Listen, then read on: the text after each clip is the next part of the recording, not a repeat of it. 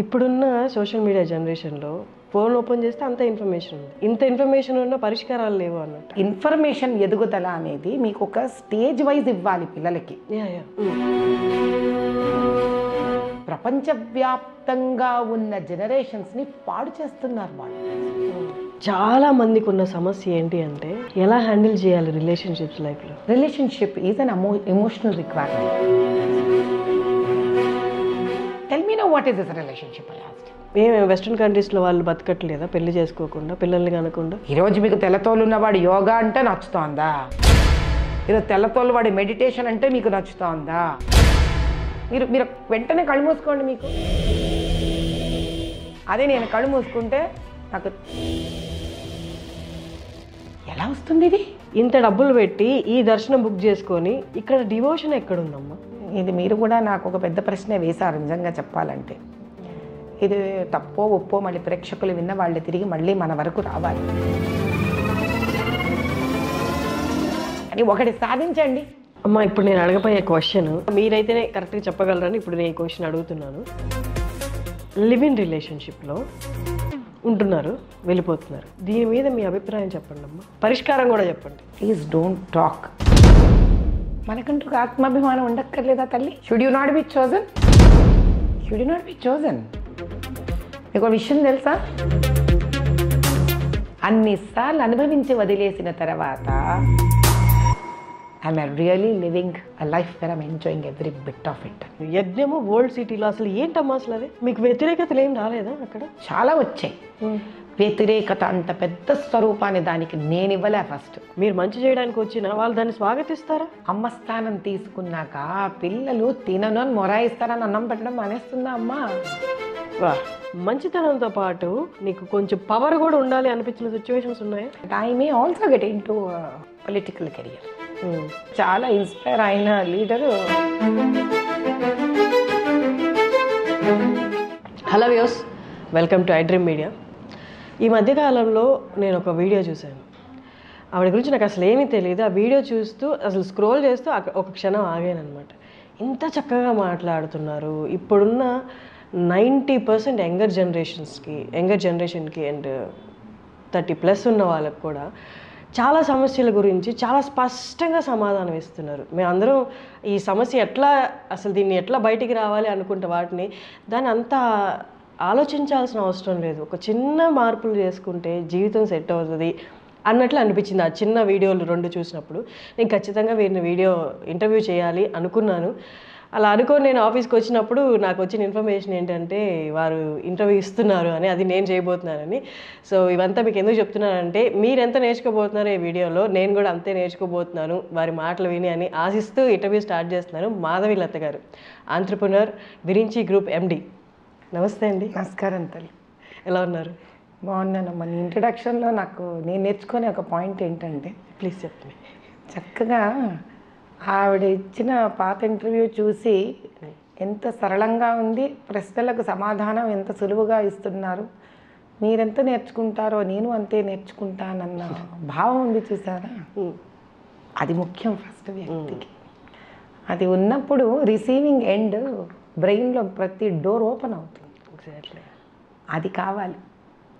But ఇప్పుడున్న social media జనరేషన్లో phone open చేస్తే అంత ఇన్ఫర్మేషన్ ఉంది, అంతా ఉంది, కానీ అందులో నాకు ఏది కావాలో నాకు తెలియదు. నేను మొత్తం చూస్తున్నా, ఆ మొత్తంలో ఏది ఇంప్లిమెంట్ చేసుకోవాలో నా లైఫ్లో నాకు తెలియదు. అన్ని బుక్స్ అవైలబుల్ ఉన్నాయి సోషల్ మీడియాలో, అంతా అవైలబుల్. బట్ ఇదంతా పెద్ద కన్ఫ్యూజన్ అయిపోతుంది. పర్టికులర్ సమస్య వచ్చేసరికి ఇంత ఇన్ఫర్మేషన్ని ఎలా ఇంప్లిమెంట్ చేయాలన్నది తెలియదు మాకు. మా జనరేషన్స్కి అసలు తెలియదు. ఆ సమస్య పట్టుకొని డిప్రెషన్ అనే దారిలో వెళ్తున్నామే. కానీ మీకేమనిపిస్తుంది ఇంత ఇన్ఫర్మేషన్ ఉన్న పరిష్కారాలు లేవు అన్నట్టు? సరే, మీకు ఒక చిన్న విషయం చెప్తాను. ఇప్పుడు మీ వయసు నాకు తెలియదు, కానీ మీరు చిన్నతనంలో మీ అమ్మగారు సామాన్యంగా మధ్యాహ్నం భోజనంలో ఏమి వండేవారు? రైస్, ఇంకా అన్నము కూరలు, ఏదో ఒక కూర, తర్వాత అనుకోకండి వడియాలు, ఫ్రై, ఏదో ఒకటి అంటే పెరుగు, అన్నము, పెరుగు, కూర, వీలుంటే టైం ఉంటే ఆవిడ వడియాలు, ఒక 3 వస్తువులు. అంటే మీ చిన్నతనంలో మీరు కంచం ముందు కూర్చుంటే నేను ఏది ఎంచుకొని తినాలా అనే సమస్య మీకు ఉండేది కాదు. కానీ ఇప్పుడు ఇంత వయసు అంటే మీకు ఊహ తెలిసి చక్కగా మీ నిర్ణయాలు మీరు తీసుకోవాల్సిన వయసులో కూడా మీరు ఒక పెళ్ళికి వెళ్ళారనుకోండి, ఆ పెళ్ళిలో మీకు ఒక 100 వంటకాలు ఉంటాయి. మీరు ఈరోజు నిర్ణయించలేరు ఏవి తినాలో ఎన్ని తినాలో. అంటే ఆలోచించండి, సంవత్సరానికో 6 నెలలకో మనను పిలిచే ఒక పెళ్లిలో 100 వంటలో ఏ వంట నాలికి రుచి తెలిసిన తర్వాత కూడా యోగ్యత వచ్చి నిర్ణయం తీసుకోగలిగిన వయసులోనే తినలేకపోతే మరి చిన్నతనం నుంచే పిల్లలకు అంత అన్లిమిటెడ్, అన్వాంటెడ్, అన్డిజైర్డ్ ఇన్ఫర్మేషన్ వాళ్ళ చుట్టూరా తిరుగుతున్నప్పుడు వాళ్లకు ఇన్ఫర్మేషన్ చాలా ఉంది అని పెరుగుతారా? ఏది నిర్ణయించుకోలేని confusion state of brain develop అవుతుందా? ఏదవుతుంది? రెండిట్లో రెండూ అవుతున్నాయి. అంటే నేను అనేది ఏంటంటే ఒక చిన్న వయసులో నుంచే ఒక ఇన్ఫర్మేషన్ ఎదుగుదల అనేది మీకు ఒక స్టేజ్ వైజ్ ఇవ్వాలి పిల్లలకి. ఇప్పుడు అమ్మగారు మీకు 4 వంటలు ముందు పెట్టారు. సో రుచి, ఉప్పు, కారం, పులుపు, చప్పదనం, ఇవి బేసిక్ మీకు ఫ్లేవర్స్ వచ్చేసాయి ఇంట్లో. ఓకే. కాబట్టి ఇలా రోజు జరుగుతూ ఉంటే కూడా 6 నెలలకు ఒకసారో సంవత్సరానికి ఒకసారో 100 వంటలు కనిపిస్తే కూడా మనం కన్ఫ్యూజ్ అయిపోతాం. నేనేనా, మీరేనా, ఎవరైనా, ఏది తిందాం, ఏది తిందాం, ఏది తిందాం, ఏది తిందాం, ఇది తిందాం, అది తిందామని. కరెక్ట్. అలాంటప్పుడు రోజు 100 వంటలు మీ ముందు పెట్టారనుకోండి, పెట్టేవాళ్ళు అసలు మీ కడుపు ఏ రోజు నిండదు. కన్ఫ్యూషన్, రోజు ఏది తీసుకోవాలో తెలియదు, ఏ రుచి పూర్తిగా తెలియదు. రోజు పండగే ఉన్నట్టుంటుంది, ఒక్కరోజు పండగ ఉండదు మీకు లైఫ్లో. ఎగ్జాక్ట్లీ, కరెక్ట్గా చెప్పారు. అది అంటే ఎదుగుతున్న పిల్లల సమస్య పాపం ఈరోజు ఏంటి అంటే, అందుకే నాకు వాళ్ళ మీద ఎప్పుడు కంప్లైంట్స్ ఉండవు, నాకు ఎప్పుడూ కోపం రాదు. ఎవరి వల్ల ఒక another set of world which wants to make money, వాళ్ళ స్వార్థం కోసము, వాళ్ళు డబ్బు చేసుకోవడం కోసము, వాళ్ళ స్వలాభాల కోసము వాళ్ళు ప్రపంచవ్యాప్తంగా ఉన్న జనరేషన్స్ని పాడు చేస్తున్నారు వాళ్ళు. అంటే ఒక చిన్న వయసు నుంచి పిల్లలకి ఓవర్ ఫీడింగ్ ఆఫ్ ఇన్ఫర్మేషన్. పోనీ మీరు ఒకటే మార్గంలో ఒక చక్కటి ఇన్ఫర్మేషన్ ఇస్తున్నామనుకోండి, కనీసం ఒక క్లారిటీ ఉంది వాటికి, వస్తుంది ఒక పాయింట్లో. అలా కాదు, ఒకసారి ఈ డైరెక్షన్లో ఇన్ఫర్మేషన్ ఉంటుంది, ఒకటి సంబంధం లేకుండా ఇంకో డైరెక్షన్ ఇన్ఫర్మేషన్ ఉంటుంది. అంటే వాడికి బ్రెయిన్ ఏం తీసుకోవాలో అబ్జర్వ్ చేస్తూ ఎదిగే టైం కూడా లేకుండా ఆ పిల్లలకి ఏ వయసు వాళ్ళని అవ్వనివ్వండి, ఇదే సుమారు నేను చెప్పేది 6-7 ఏళ్ల వయసు నుంచి 35-40 ఏళ్ల వయసు వరకు phenomenally information is being dumped on the brain, not letting it to even have time to process. Processing time లేదు. దానివల్ల ఏమవుతుందంటే ఒక విషయాన్ని ఒక పర్టికులర్ కాన్సన్ట్రేషన్తో చూసి అనలైజ్ చేసి జవాబు ఇచ్చుకొని తెలుసుకొని ముందుకు వెళ్ళే టైంలో వాడు ఒక 200 విషయాలను చూస్తున్నాడు. వాడు 200 రకరకాల విషయాలను. అంటే బ్రెయిన్ డెవలప్ అవ్వట్లేదు, కన్ఫ్యూజన్ అనే స్టేట్కి ఎక్కువ వెళ్ళిపోతుంది. అది ఎంత వరకు దారి తీస్తోందంటే ఆప్షన్ ABCDEFGHIJKL వాడి సొంత జీవితంలో కూడా ఏదైనా చెయ్యాలంటే ఒకదాన్ని పట్టుకొని సూటిగా వెళ్ళట్లే. నేను ఆప్షన్ B ఏంటిది కాకపోతే, ఆప్షన్ C ఏంటిది కాకపోతే, అంటే ఆల్రెడీ A అవ్వదు, నీకు B కావాలి, C కావాలి, D కావాలి. There is a phenomenal confusion on the brain of an individual, whether it is a child, whether it is an youngster, whether it is he or she is an adolescent stage. పెళ్ళితో సహా ముందే మీకు 200 options ఉంటాయి. ఏదైనా ఒకటి పట్టుకొని సుదీర్ఘకాలం దానిలో ప్రయాణం చేస్తేనే మనకి ఒకటి పూర్తిగా అర్థమవుతుంది. అంటే ఒక భాష అయినా కూడా మీరు ఎప్పుడైనా బాగా అబ్జర్వ్ చేయండి, మాతృభాషనైనా కూడా ఎవరైతే సంపూర్ణంగా నేర్చుకుంటారో వ్యాకరణంతో సహా, అంటే person who masters his own language, could be any language, it could be mother tongue, it could be any other language, who masters it properly along with the grammar, for him or her it's not difficult to pick up any other language.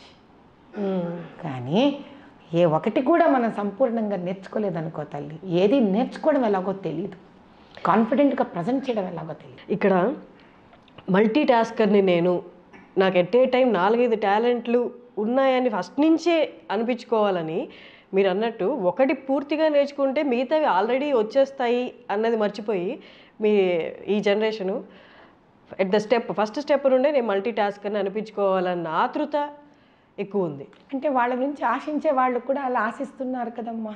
ఇప్పుడు పుట్టిన బిడ్డకి ఏం తెలుస్తుందమ్మా నేను multi tasker అవునో కాదో, వాళ్ళ మీద ఆశలు పెరిగిపోవట్లే విపరీతంగా. ఎవరికి? తల్లిదండ్రులకా? నాకు తెలియట్లేదు. స్కూళ్ళకా, ఫ్రెండ్స్కా, టీచర్లకా? పిల్లల యాక్టివ్నెస్కి పిల్లల అగ్రెసివ్నెస్కి తేడా తెలియట్లేదమ్మా ఎవరికి. Being active is very different from being aggressive. Very different actually. అగ్రెసివ్నెస్సే కనిపిస్తుంది పిల్లలకు ఉన్నది కాలంలో. అగ్రెసివ్నెస్ అమ్మా, యాక్టివ్నెస్ కాదు అది. యాక్టివ్ చైల్డ్ అంటే ఎవరు? యాక్టివ్గా వినేవాడు, యాక్టివ్గా గ్రాస్ప్ చేసేవాడు. Active is an alert state. నేను నిద్రపోతూనో మబ్బుగానో ఉండకుండా మనం చెప్పేదాన్ని తీక్షణంగా పట్టుకొని అలర్ట్గా ఉండి నేర్చుకొని గ్రాస్ప్ చేసుకొని రీప్రొడ్యూస్ చేయగలగడం is an active state. Aggressive state ఏంటి? ఇది చెయ్యకపోవడం, ఆవేశంగా ఉండడము, చెప్పేది వినకపోవడము, కాన్సన్ట్రేట్ చేయకపోవడము, గబుక్కని చేసేయడము, అల్లరిగా ఉండడము, అలానే ఏదైనా వెంటనే పట్టేసుకోవడము, వెంటనే మర్చిపోవడము. తల్లిదండ్రులకి ఈ కాలంలో పిల్లలు హైపర్ యాక్టివ్గా ఉండడం అనే పదం ఏదైతే ఉందో అది హైపర్ యాక్టివ్ అంటే it is nothing but it is an aggressive state of mind and body. They need to be calm down. అది అర్థం కావట్లా. అబ్బా చాలా యాక్టివ్ అమ్మా, చాలా యాక్టివ్ అమ్మ. చాలా యాక్టివ్ అనేది ఉండదు. That is a kind of a hyper state of mind. ముందు దాన్ని కామ్ చేయాలి మనం. దానికి ఏం చేస్తారు వీళ్ళు? దే థింక్ దట్ ఇంత యాక్టివ్ ఉంటాడే, అలా అజ్జదు, ఇది నేర్చుకో, అది నేర్చుకో, క్లాస్లో ఫస్ట్ రావాలి అంటే వాడు ఆల్రెడీ ఆ స్టేట్, ఆ గర్ల్ కానీ బాయ్ కానీ ఒక హైపర్ స్టేట్ ఆఫ్ మైండ్ ఉంది వాళ్ళకి. దాని మీద మీరు ఇంకా లోడ్ వేస్తున్నారు, దాని ముందు కామ్ చేయకుండా. ఎక్స్పెక్టేషన్స్ మనకి డే 1 నుంచి ఎక్స్పెక్టేషన్స్. మనం అందరం నేర్చుకోవాల్సిన ప్రప్రథమంగా ఏం తెలుసా? Life is not about expectation, life is about process. ఆ ప్రాసెస్ ఎంజాయ్ చేయడమే తెలియట్లేదు. అసలు తెలియదు, అసలు ఎలా ఎంజాయ్ చేయాలో తెలియదు. దీనికి ఏం కావాలి ఫస్ట్ అని అంటే, మనం ఏం చేసామని మనం ఎదుటి మంది నుంచి ఆశిస్తున్నాం. సపోజ్ నేను ఒక బార్బర్ షాప్లో పనిచేస్తున్నానమ్మా. నా కొడుక్కి నేను చదువు రాలేదు నాకు చిన్నప్పటి నుంచి. అది నేను ఎప్పుడు రియలైజ్ అవుతాను? నాకు 35 ఏళ్ళు వచ్చాక. నేను చిన్నప్పుడు రియలైజ్ అంటే నేను చదివేసేవాడినిగా. నేను రియలైజ్ అవ్వలేదు కదా. ఎందుకు రియలైజ్ అవ్వలే? నా చుట్టూరా వాతావరణం రియలైజ్ అయ్యే స్టేట్ లేదు. మా అమ్మ నాన్న చదువుకోలేదు, నాకు చదువుకోవడం మీద పెద్ద ఇంట్రెస్ట్ లేదు. నా కొడుకు నాకన్నా ఎందుకు పెద్దగా తేడాగా ఉంటాడు? నా కూతురు. సరే, అప్పుడు నేను ఏం చేయాలి? వాళ్ళ ఇంట్రెస్ట్ పెంచాలి. నేను కొడితే నువ్వు అన్నం తింటావా? నీకు రుచికరమైన అన్నం పడితే అన్నం తింటావా? లేదు. నీకు తినే శక్తి ఎంత ఉందో ఆ శక్తి పరంగా నీకు పెట్టుకుంటూ వెళితే నువ్వు అన్నం తింటావా? చదువు అనేది కూడా అంతే తల్లి. ఇప్పుడు ఏమవుతుంది? ఇంగ్లీష్ మీడియం స్కూల్లో వేసేసినంత మాత్రాన, పెద్ద స్కూళ్ళల్లో వేసి డబ్బులు ఫీజులు కట్టినంత మాత్రాన ఎందుకు వస్తుందమ్మా చదువు? అంటే మీరు ఏం చేస్తున్నారు? బాధ్యతను దులుపుకుంటున్నారు. దులుపుకునే ప్రాసెస్లో ఆ భారం మీరు మోస్తున్నారు. భారం అనే భారం వాళ్ళకు చూపిస్తున్నారు. They are already into state of stress. State of స్ట్రెస్లో వాళ్ళు ఏం చేస్తారు? మా జనరేషన్లో మాకు స్టేట్ ఆఫ్ స్ట్రెస్ ఉన్నప్పుడు మాకు వేరే పద్ధతులు లేవు. మాకు మీడియా లేదు కదా. సో మా అవుట్లెట్స్ ఎలా ఉండేవి? ఎంతసేపు ఉన్న ఒక దూరదర్శన్లో బ్లాక్ అండ్ వైట్ సినిమా, దాని నిండా చక్కటి ధర్మబద్ధమైన నీతులు ఉండేవి మాకు. సినిమాలు, బ్లాక్ అండ్ వైట్ సినిమాలు వచ్చినప్పుడు తల్లిదండ్రుల మాట ఎలా వినాలి, టీచర్ల మాట ఎలా వినాలి, అర్జునుడు ఎలా ద్రోణాచార్యుడి మాట వినేవాడు, గురుభక్తి అంటే ఏంటి, వీటి వల్ల ఏమయ్యేదంటే ఎక్కడో మేము పేరెంట్స్ చెప్పే మాట కరెక్టేనేమో, టీచర్లు చెప్పే మాట కరెక్టేనేమో, ఎక్కడున్న కథలు వినిపించేవి, డిస్ట్రాక్ట్ చేయడానికి కానీ దారి మరలించడానికి కానీ మాకు వేరే విధి విధానాలు ఉండేవి కాదు చిన్నతనంలో. కరెక్టే మాధవి గారు. ఇప్పుడు మనం అండూ చేయలేం. ఇన్ని ఇయర్స్లో వచ్చిన దాన్ని ఏది మనం అండూ చేయలేం. రైట్ నౌ అప్పట్లో ఉన్న పరిస్థితులు కొంచెం లిమిటెడ్గా ఉన్నాయి కాబట్టి మనం అలా పెరిగామని చెప్తున్నారు. కానీ ఇప్పట్లో అండూ చేయలేం కాబట్టి ఇప్పుడు ఇమ్మీడియట్గా ఈ స్టెప్ తీసుకుంటే ఇక్కడి నుంచి మార్పు స్టార్ట్ అవుతుంది అని చెప్పడానికి ఏదైనా స్టెప్ ఉందా? అద్భుతంగా ఉంది. ఫస్ట్ సొసైటీయే మనకి విపరీతంగా ఎక్స్పెక్టేషన్స్ మన మీద పెట్టుకుంది. అంటే ఇంకా సరళమైన భాషలో చెప్తాను. నాకొక 8 ఏళ్ళ 6 ఏళ్ళ పిల్లలు ఉన్నారు, అమ్మాయి అబ్బాయి. వాళ్ళు స్కూళ్ళకి వెళ్తున్నారు. నాకన్నా ముందు టీచర్ వీళ్ళు ప్రొడ్యూస్ చేయాలి గుడ్ డిసిప్లినరీ వర్క్ అని టీచర్ ఎక్స్పెక్ట్ చేస్తూ ఉందా లేదా? నా చుట్టుపక్కల నా ఫ్రెండ్స్ ఉంటారు. నా ఫ్రెండ్స్ అందరూ నా పిల్లల ఫ్రెండ్స్ ఏమనుకుంటారు అని, ఏ ర్యాంక్ వచ్చింది నీకు, ఏ ర్యాంక్ వచ్చింది నీకు, ఏ ర్యాంక్ వచ్చింది నీకు, నాకు ట్యూషన్స్ ఉన్నాయి, నాకు ఇది ఉన్నాయి అది ఉన్నాయి అని పీర్ ప్రెషర్ పూర్వకం కన్నా ఇప్పుడు పెరిగిపోయింది. Third, relatives. ఇంతమంది చుట్టాలు పెద్ద పట్టించుకునేవాళ్ళు కాదు పిల్లలు చదువుతున్నారా లేదా అని. ఇప్పుడు మనం ఒక పార్టీకి కానీ ఒక ఫంక్షన్కి కానీ వెళ్ళాలంటే ఇంట్లో మనం మెంటలీ ప్రిపేర్ అయ్యి వెళ్ళాలి. మన పిల్లల గురించి ఖచ్చితంగా క్వశ్చన్ వస్తుంది, మనం దాన్ని ఆన్సర్ చేయాలి అని. ఆ ప్రెషర్ మళ్ళీ మన పిల్లల మీద ఖచ్చితంగా పడుతుంది. నేను బేసిక్గా అనడం ఏంటి అంటే, the child is any case undergoing a phenomenal unknown competition from the eco system.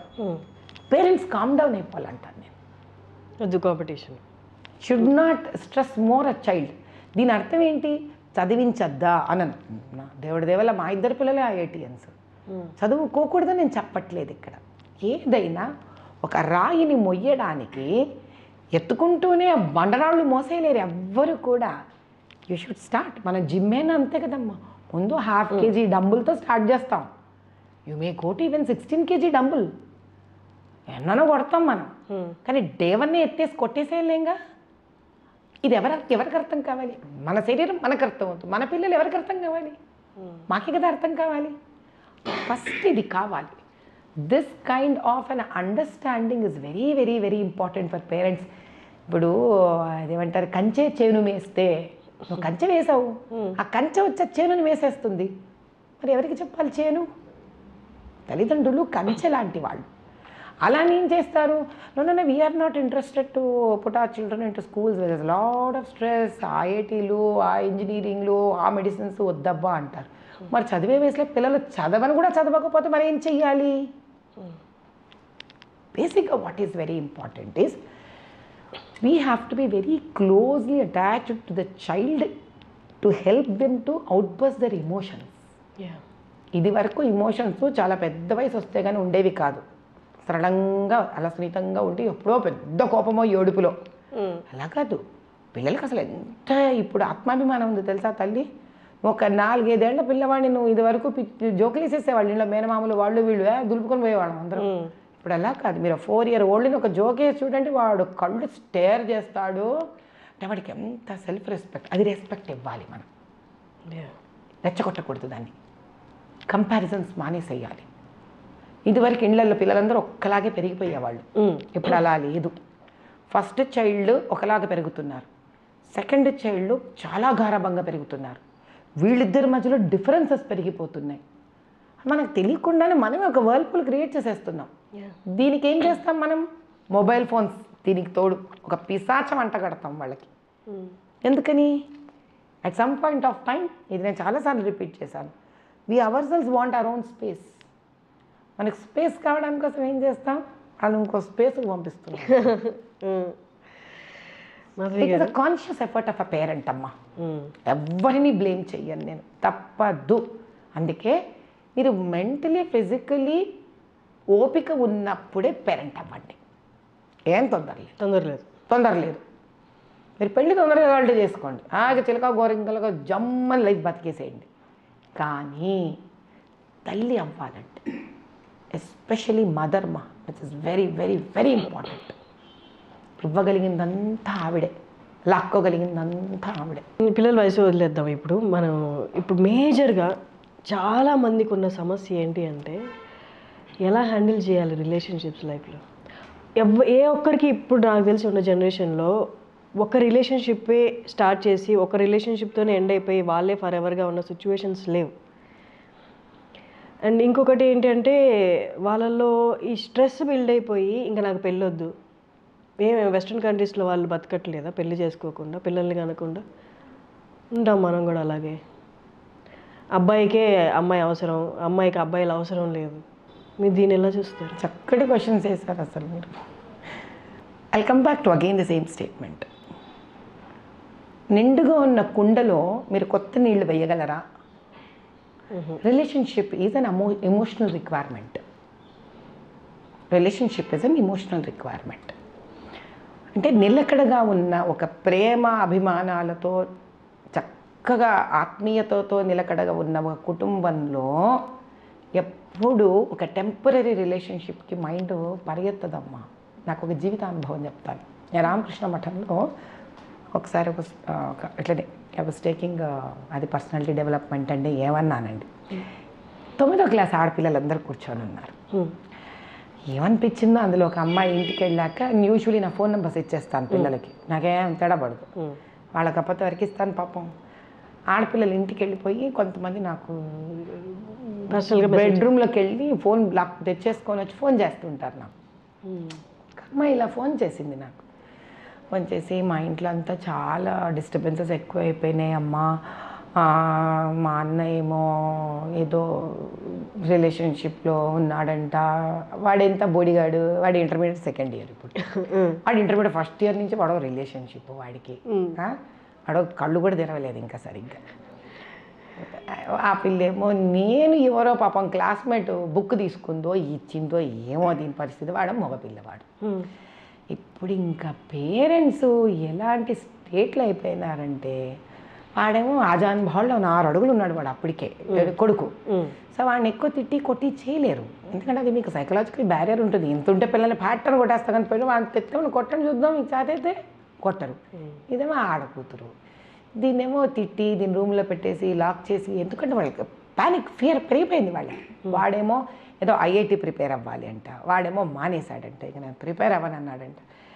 ఆ ఇంట్లో గందరగోళానికి ఆ పిల్ల ఎంత డిప్రెస్ అయిపోయిందంటే ఏడుపు నాకు ఫోన్ చేసి. నేను అన్నాను, తల్లి నేను ఇంత చేయగలను నాకు తెలీదురా, నీకు వీలైతే ఒక్కసారి మీ అమ్మ నాన్న నా దగ్గర తీసుకొని రా అని చెప్పాను. ఇంకా కరెక్ట్గా నువ్వు నమ్మవు తల్లి, 2 నెలలు ఉందేమో ఫైనల్ ఐఐటి పరీక్షలకి.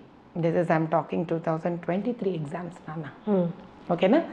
మరి ఎలా కన్విన్స్ చేసుకుంటూ బ్రహ్మరాక్షసి బాగానే అమ్మని నాన్నని అన్నని పట్టుకొచ్చింది నా దగ్గరికి. పట్టుకొస్తే నేను అందరూ చూసి హలో హలో మాట్లాడి నన్ను అమ్మ నాన్న చెల్లెలు ముగ్గురు బయటకు వెళ్ళిపోయి కూర్చోడని మా బయట అవుటర్ లాన్లో కూర్చోబెట్టా. వాడితో మాట్లాడా, ఏంట్రా నాన్న ఏంట్రా సంగతి కబుర్లు అన్నకి చెప్పుకుంటూ వచ్చా. ఏంటి అమ్మాయి ఏదైనా అమ్మాయి ఇష్టమా నీకు అన్న, ముసుగులో గుద్దులాట ఎందుకురా మాట్లాడేసుకుందాం అన్న అంటే అని అన్నాడు వాడు. సరే మాట్లాడుకుందాం మన ఇద్దరం. ఇప్పుడు ఇష్టపడడం అనేది తప్పు కాదు, కానీ అది ఏ బేసస్ మీద మనం ఇష్టపడుతున్నాం అనేది ముఖ్యం. సరే ఓ పని చేద్దాం, మీ అమ్మ నాన్నతో నీకున్న ఇబ్బంది ఏంటి? అర్థం చేసుకోరు మేడం, సతాయిస్తూనే ఉంటారు, ప్రెషర్ పెడతారు, నేను చదువుకుంటూనే ఉన్నాను కదా. ఓహో ఓకే, మరి మీ నాన్నగారు ఏమైనా ఫీజు కడుతున్నారా అంటే ఫీజు కడుతున్నా, ఎక్కడైనా పెద్ద కాలేజ్ పేర్లు ఏముంది లేదు, అన్ని వసతులు ఇచ్చారు, కానీ అర్థం చేసుకోవట్లేదు వాళ్ళ నాన్న. Very good. మా అమ్మ కూడా అప్పుడప్పుడు మా నాన్నకే సపోర్ట్ చేస్తుంది. ఓకే, సో బేసిక్గా పేరెంట్స్ అన్నీ ఇస్తున్నారు కానీ అర్థం చేసుకోవట్లేదు నేను. ఇది 17 ఇయర్స్ కదా వాడికి. సో వాడికి ఊహ తెలిసినప్పటి నుంచి ఇది వాడి ఫీలింగ్. ఈ అమ్మాయి ఎప్పుడు పరిచయం అయిందిరా నీకు అని అడిగాను. అంటే నాకు ఒక 10 months బేసికలీ ఆ ఇయర్ అకాడమిక్ ఇయర్లో స్నేహం పెరిగింది వాడికి. ఓకే, అయితే పని చేద్దాం నాన్న, ఇప్పుడు రేపొద్దున నువ్వు ఈ అమ్మాయిని బేసిక్గా ఎందుకు ఇష్టపడతారు ఒకళ్ళనొక్కళ్ళు ఏ వయసులో అయినా ఇలా ఇష్టం పెరిగి ఎందుకంటే ఒకళ్ళనొకళ్ళు అర్థం చేసుకున్నారు, ఫ్రీక్వెన్సీస్ మ్యాచ్ అయ్యాయి కాబట్టి మన అమ్మ నాన్న మనం అర్థం చేసుకోలేదు, వీళ్ళెవరో మనం బాగా అర్థం చేసుకుంటారని మనం అట్రాక్ట్ అయిపోతాం వెంటనే బేసిక్గా. కాబట్టి నిజమైన ప్రేమ కదరా ఇది, ఏడబోతుందిరా, మనకు కావాల్సిన రోజులు మన దగ్గరే ఉంటుంది, మనం వద్దనుకున్నాడే పోతుంది. ఓ పంచే ఆ అమ్మాయికి చెప్పు, చూడు రేపు పొద్దునైనా నేను నిన్ను పోషించాలి, లేదా నువ్వు హాయిగా నీ కాళ్ళ మీద నిలబడి నువ్వన్నా నన్ను పోషించాలి, మనం ఇద్దరిని సెటిల్ అవ్వాలి కదా. ఓ పని చేద్దాం, మనం స్ట్రాంగ్గా లవ్ చేసుకున్నాం కదా ఇద్దరిని. ఈ ఎగ్జామ్స్ అయిపోయిన తర్వాత ఎగ్జామ్స్ అయ్యేదాకా నేను ఒక ఇంజనీరింగ్ చేసేదాకా నువ్వు నేను మాట్లాడుకోవద్దు, కలవద్దు. ఎందుకు? మన ప్రేమ మీద మనకు అంత నమ్మకం ఉంది కదా, మరి అంత ప్రేమించేశారు కదా, రిలేషన్షిప్ అంత స్ట్రాంగ్గా ఉంది కదా, మాట్లాడుకోవద్దు ఒకళ్ళనొకళ్ళు. ఎందుకు? నువ్వు ఆల్రెడీ చూసావు. ఇప్పుడు మీ అమ్మ నాన్న ఉన్నారనుకో, ఇప్పుడు 17 ఏళ్ల వయసు నీది, 17 ఏళ్ళగా వాళ్ళ ప్రేమ ఏమిటో నీకు అర్థం కాలేదు, వాడు నేను అర్థం చేసుకోవట్లేదు. మరి ఎవరో ఒకళ్ళని అర్థం చేసుకోవాలి కదా. అర్థం చేసుకున్నవాడు ఏం అర్థం చేసుకోవాలి? నీవు ముఖ్యమని అర్థం చేసుకోవాలి, నీ మనసు ముఖ్యమని అర్థం చేసుకోవాలి. అది మీ అమ్మ నాన్న అర్థం చేసుకోలేకపోయారు కాబట్టి కదా నీకు వాళ్ళు నచ్చట్లేదు. ఇప్పుడు ఈ అమ్మాయి అన్న నిన్ను అది అర్థం చేసుకోవాలి కదా నాన్న. That is how she stands different from your parents. ఏమ్మా? సో ఆ అమ్మాయికి చెప్పు, నేను నిలబడాలి కెరియర్లో, నాది ఎంత తన్ని కొడితే ఎంత వయసు నాది ఇప్పుడు, నేను డిస్ట్రాక్ట్ అవుతున్నాను, మన ప్రేమ చాలా గట్టిది కదా, మనం ఒక 5 ఏళ్ళు మాట్లాడుకోవద్దు ఒకళ్ళతో ఒకళ్ళు. మాట్లాడుకోకుండా నేను బాగా సెటిల్ అయిపోతాను, సెటిల్ అయిపోయిన తర్వాత అప్పుడు మళ్ళీ మనం నిజమైన ప్రేమ అయితే మనం కలుసుకుందాము, మనం ఎంగేజ్ చేసుకుందాం, ముందుకెళ్ళిపోదాం. ఇప్పుడు 1 నిమిషానికి అర్థం కాలేదు వాడికి. మాట్లాడకుండా ఎందుకు ఉండాలి? నిజమైన ప్రేమ కదరా అది. నువ్వు మాట్లాడినా ఉంటుందా రిలేషన్షిప్, మాట్లాడకపోయినా ఉంటుంది. ఎందుకు? అది ఎదుగుదల కోరుకోవాలి. రిలేషన్షిప్ ఏం కోరుకోవాలి? ప్రేమ ఏం కోరుకోవాలి? ఎదుగుదల కోరుకోవాలి. కానీ ఇక్కడ ఏం కోరుకుంటోంది? అది టైంపాస్ కోరుకుంటోంది. ఈ పిల్లకి వాడు టైంపాస్, వాడికి ఈ పిల్ల టైంపాస్. ఈ రిలేషన్షిప్లో ఏమైంది? వాడు ఐఐటి బాగా చదువుకోవాలి కదా, కానీ వాడు ఐఐటి పరీక్ష కూడా రాయనంటున్నాడు కదా. మరి ఇదేం రిలేషన్షిప్? ప్రేమ ధైర్యాన్ని కదా పెంచాలి, ప్రేమ మంచి కదా కోరుకోవాలి, ప్రేమ ఎదుగుదల కదా కోరుకోవాలి. మనం ఎందుకు ఐఐటి ఎగ్జామ్కి మొహం తిప్పేశావు? అమ్మా నాన్న నచ్చకపోవడం కష్టం కాదు, ఇక్కడ ఆ కష్టాన్ని కూడా తీర్చేదే కదా ప్రేమ అంటే. సో నువ్వు అక్కడ హ్యాపీనెస్ని పొందాలి కదా, అక్కడ నువ్వు రీజువినేట్ అవ్వాలి కదా. ఎందుకు డిప్రెషన్లో కడుతున్నావు అంటే దాని అర్థం ఏంటి? That relationship is not giving you happiness, it's not rejuvenating you. It is as good as your parents relationship today that you have understood. కనీసం వాళ్ళు చాకరీ చేసి డబ్బులు పోస్తున్నారు నీ మీద. నువ్వు ఐఐటి అని అయితే ఏం వెలగబడతావు వాళ్ళకి?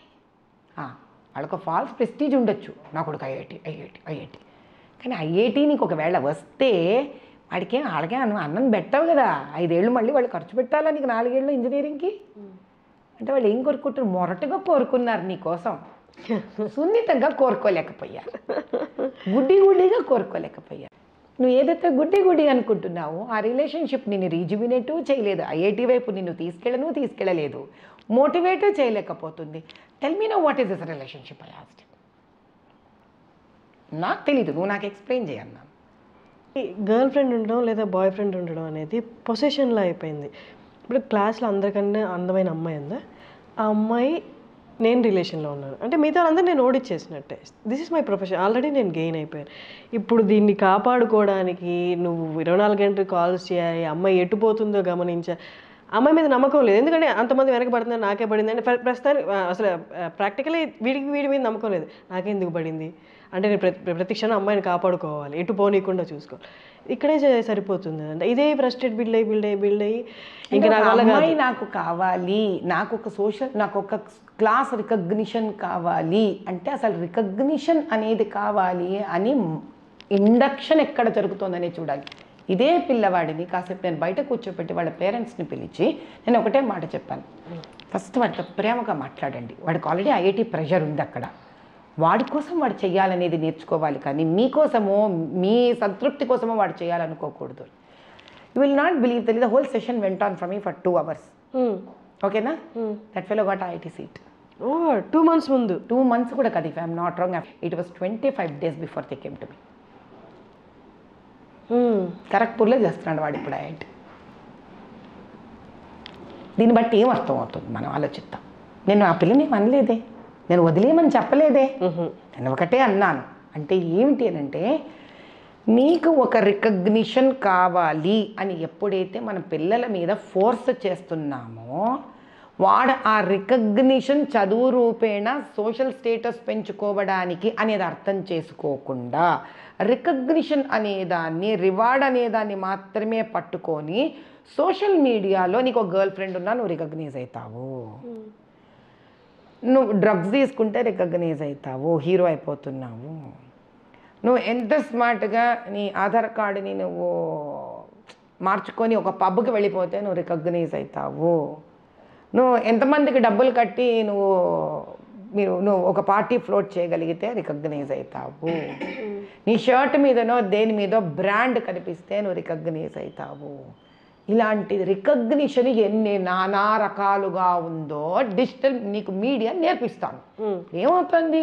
అదే మనం ఇంట్లో రికగ్నిషన్ ఈజ్ నాట్ ఇంపార్టెంట్ అనేది మీరు చిన్నప్పటి ఇండక్ట్ చేస్తూ వెళ్ళారనుకోండి, he would want be one amongst the common. ఇలా ఒక ఇల్లు కాకుండా పేరెంట్స్ అందరికి ఉద్యమంగా తీసుకొని మా పిల్లలు రికగ్నైజ్ అవ్వక్కర్లేదు, చక్కగా చదువుకుంటే చాలు, ఇంటికి వచ్చి కంటెంట్ వీళ్ళకి బుర్రకు వెళ్ళిందా లేదా కావాలి, కాన్సెప్ట్లో వీళ్ళు స్మార్ట్గా ఉన్నారా లేదా కావాలి, ఇది కావాలి అని తెలుసుకొని క్లారిటీ ముందు పేరెంట్స్కి రావాలమ్మా. అందుకే తిరిగి మళ్ళీ నేను ఆ రైతు దగ్గరికే వెళతాను. మనం ఏం చేస్తున్నాం, మొత్తం తిట్టుకుంటున్నాం, ఒక పురుగు పట్టిందో అని. నేనేమంటున్నాను, రైతు నువ్వు ఏం చేస్తున్నావురా, మేలుకో అంటున్నాను. రైతే కదా విత్తనం వేసి దాన్ని నాకంటే ముందు నా పిల్లలు ఇలా ఎదుగుతున్నారమ్మా. పిల్లవాడికి ఎలా తెలుస్తుంది వాడు ఎలా ఎదుగుతున్నాడు? He is not himself an observer of his or her life. As a parent I'm an observer of his life or her life. His అంటే జనరల్ యూసేజ్ ఫర్ జెండర్ అంతే. వాళ్ళ జీవితాన్ని వాడు అబ్జర్వ్ చేయట్లేదు, మేము అబ్జర్వ్ చేస్తున్నాం. మేమెంత మమ్మల్ని మేము మార్చుకోగలము అనేది important. End of the day ఒకే ప్రశ్న వేస్తాను తల్లి, అసలు విద్యను కొనుక్కోవడం ఏంటమ్మా? విద్యార్థి విద్యను కొనుక్కోవడం ఏంటి? మెడికల్ సీట్స్ కానీ, ఇంజనీరింగ్ సీట్స్ కానీ, MBA సీట్స్ కానీ కొనుక్కోవడం ఏంటమ్మా? ఆ వయసునేదే సంపాదించడానికి కదా తల్లి. ఇది డబ్బు సంపాదించే వయసు కాదు, వెధవలవాట్లు సంపాదించే వయసు కాదు, రిలేషన్షిప్స్ సంపాదించే వయసు కాదు. ఏం సంపాదించే వయసు అది? విద్యను తనకు తాను సంపాదించే వయసు. అది మనం కొనియడానికి రెడీ అయిపోయినందుకు మీతంతా సంపాదిస్తున్నారు వాళ్ళు. Do understand? తెలియకుండానే ఏ వర్ల్పూల్కి వెళ్ళిపోతున్నారా వాళ్ళు? అది ఎలా సంపాదించాలి? మరి కాంపిటీషన్ పెరిగిపోతోంది కదా. ఎటువంటి బుర్ర దాన్ని సంపాదించగలుగుతుంది? శాంతంగా ఉన్న బుర్ర దాన్ని సంపాదించగలుగుతుంది. ఎటువంటి బుర్ర మరి శాంతంగా ఉంటుంది? ఈరోజు మీకు తెల్లతోలు ఉన్నవాడు యోగా అంటే నచ్చుతోందా? ఈరోజు తెల్లతోలు వాడి మెడిటేషన్ అంటే మీకు నచ్చుతోందా? తెల్లతోలు వాడు ఇప్పుడు ఈరోజు హరే రామ హరే కృష్ణ అంటే మనకి నచ్చుతుందా? అదే ఇంట్లో రాముడో, ఏ కృష్ణుడో, ఏ అమ్మవారో, ఏ పూజనో ఒక దీపం పెట్టడం అనేది ఇంట్లో వాళ్ళు ఇండ్యూస్ చేసుకోరు. Today it has become a big fashion. Yoga session fashion, meditation fashion. ఏంటి మెడిటేషను? ఒక కళ్ళు మూసుకొని ఒక 10 నిమిషాలు కూర్చుంటే ఇలాంటి మెడిటేషనా? మీరు వెంటనే కళ్ళు మూసుకోండి, మీకు తలలో వద్దన్నవన్నీ తిరుగుతాయి మీకు. అదే నేను కళ్ళు మూసుకుంటే నాకు తెల్లగా నా శివలింగం కనిపిస్తుంది. నాకు ఎలా వస్తుంది ఇది? కూర్చోపెట్టాలి పిల్లల్ని, వాళ్ళతో పాటు మనం సాధన చెయ్యాలి. Nobody is learned on this earth. నేను లర్నర్డ్ కాదు, నా పిల్లలతో పాటు నేర్చుకున్నాను. నేను వాళ్ళతో పాటు కూర్చున్నాను. నేను వాళ్ళకి పూజ నేర్పించుకుంటూ నేను నేర్చుకున్నాను. వాళ్ళకి శ్లోకాలు నేర్పించుకుంటూ మళ్ళీ బై హార్ట్ చేసుకున్నాను. వాళ్ళకి టేబుల్స్ నేర్పించుకుంటూ నేను టేబుల్స్ నేర్చుకున్నాను. వాళ్ళకి రామాయణ భారత కథలు చెప్పుకుంటూ నేను కథలు నేర్చుకున్నాను. ప్రశ్నించడానికి స్వేచ్ఛగా వదిలాను. ఇది ఆ good time between parent and child. ఏది చెప్పండి మీరు? అది ఏ రోజైతే సనాతన ధర్మం ప్రకారం తిట్టుకుంటారు పిల్లలు, సనాతన ధర్మం అంటే పెద్ద పెద్ద పనులు చెప్పనమ్మా ఎవరికి. తల్లి, తండ్రి, పిల్లలు, నాన్నమ్మ, తాతయ్యలు, అమ్మమ్మలు, తాతలు కూర్చొని చక్కగా ఒక స్టోరీ టెల్లింగ్ టైం సనాతన ధర్మం. అంటే అంత సింపుల్ అది. బట్ ఇప్పుడు మంచి చెప్పేవాళ్ళు ఏ మతం అన్నది చూసి వాళ్ళు మంచి తీసుకోవాలా వద్దా అన్న స్టేజ్కి వెళ్ళిపోయింది. ఈ అంత భయంకరమైన స్టేజ్లో ఉంది. ఇప్పుడు మీరు మాట్లాడుతున్నా నాకు తెలిసి తీసుకునే వాళ్ళు చక్కగా తీసుకుంటారు.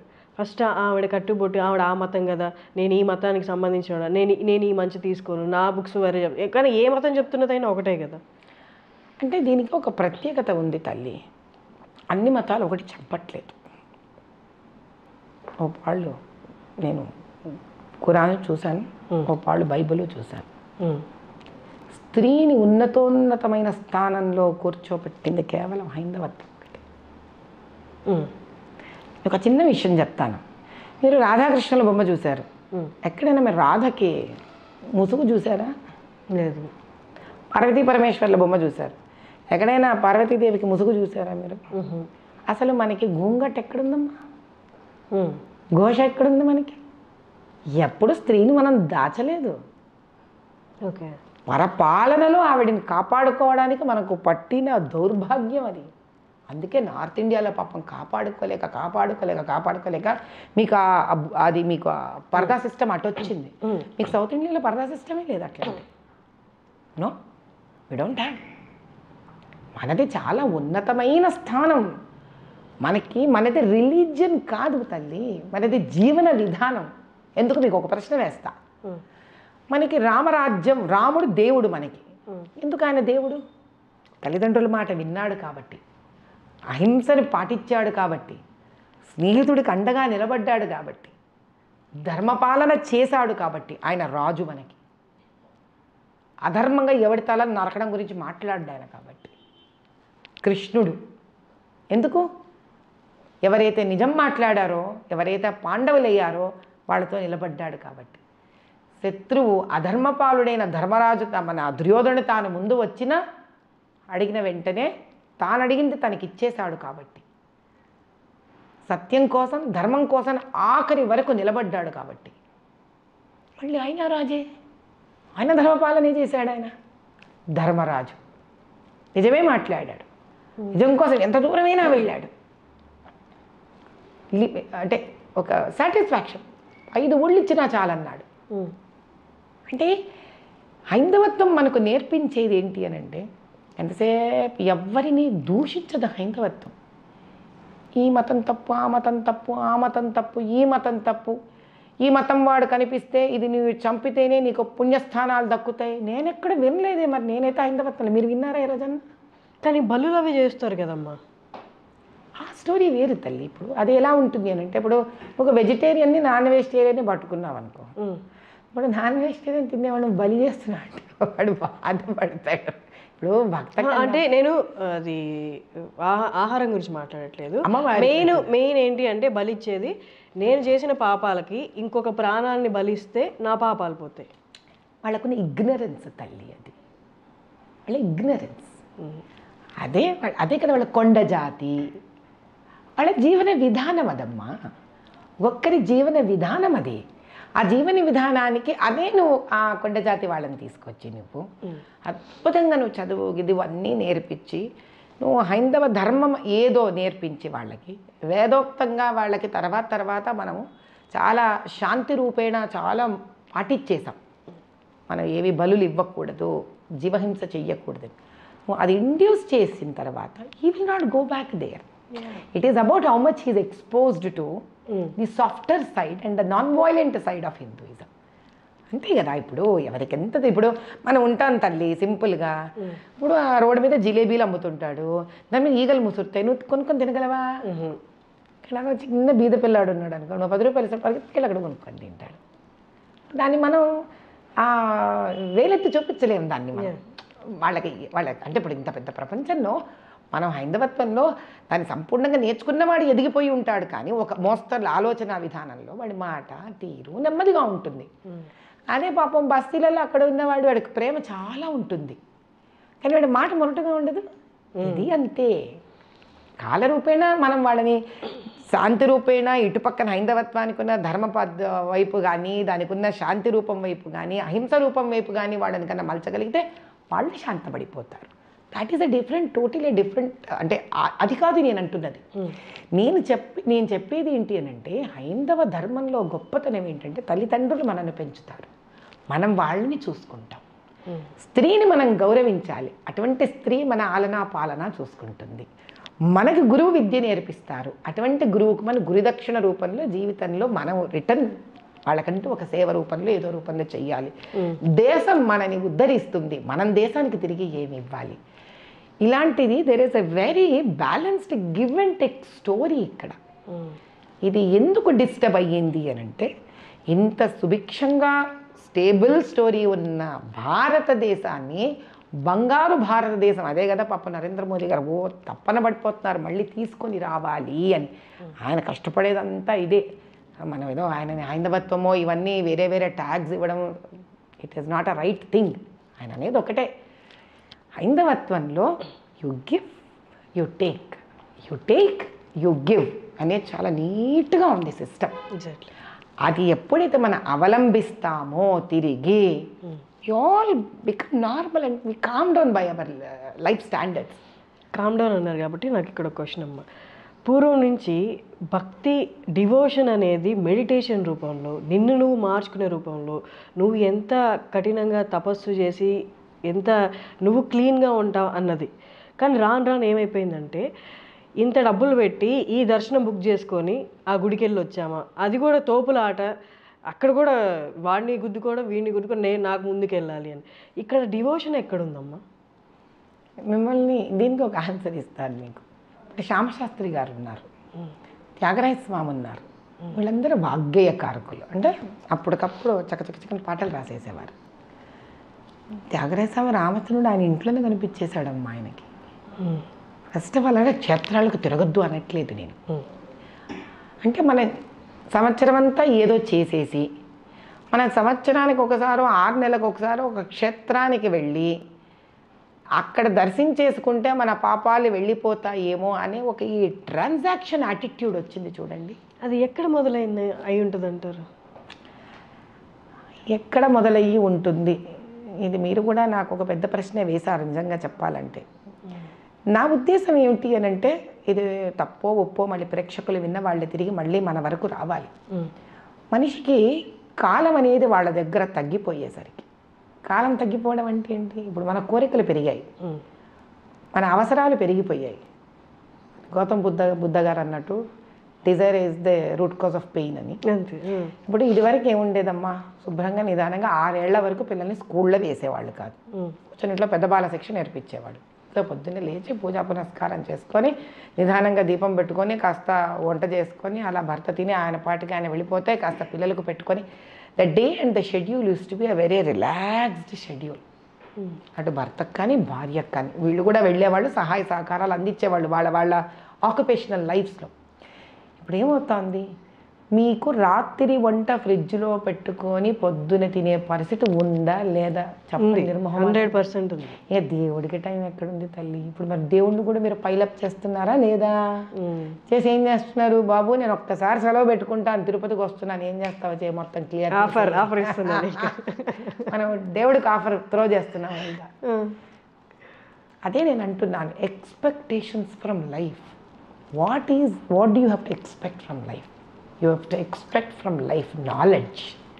You have to expect from life a satisfaction. You have to expect from life to grow wiser.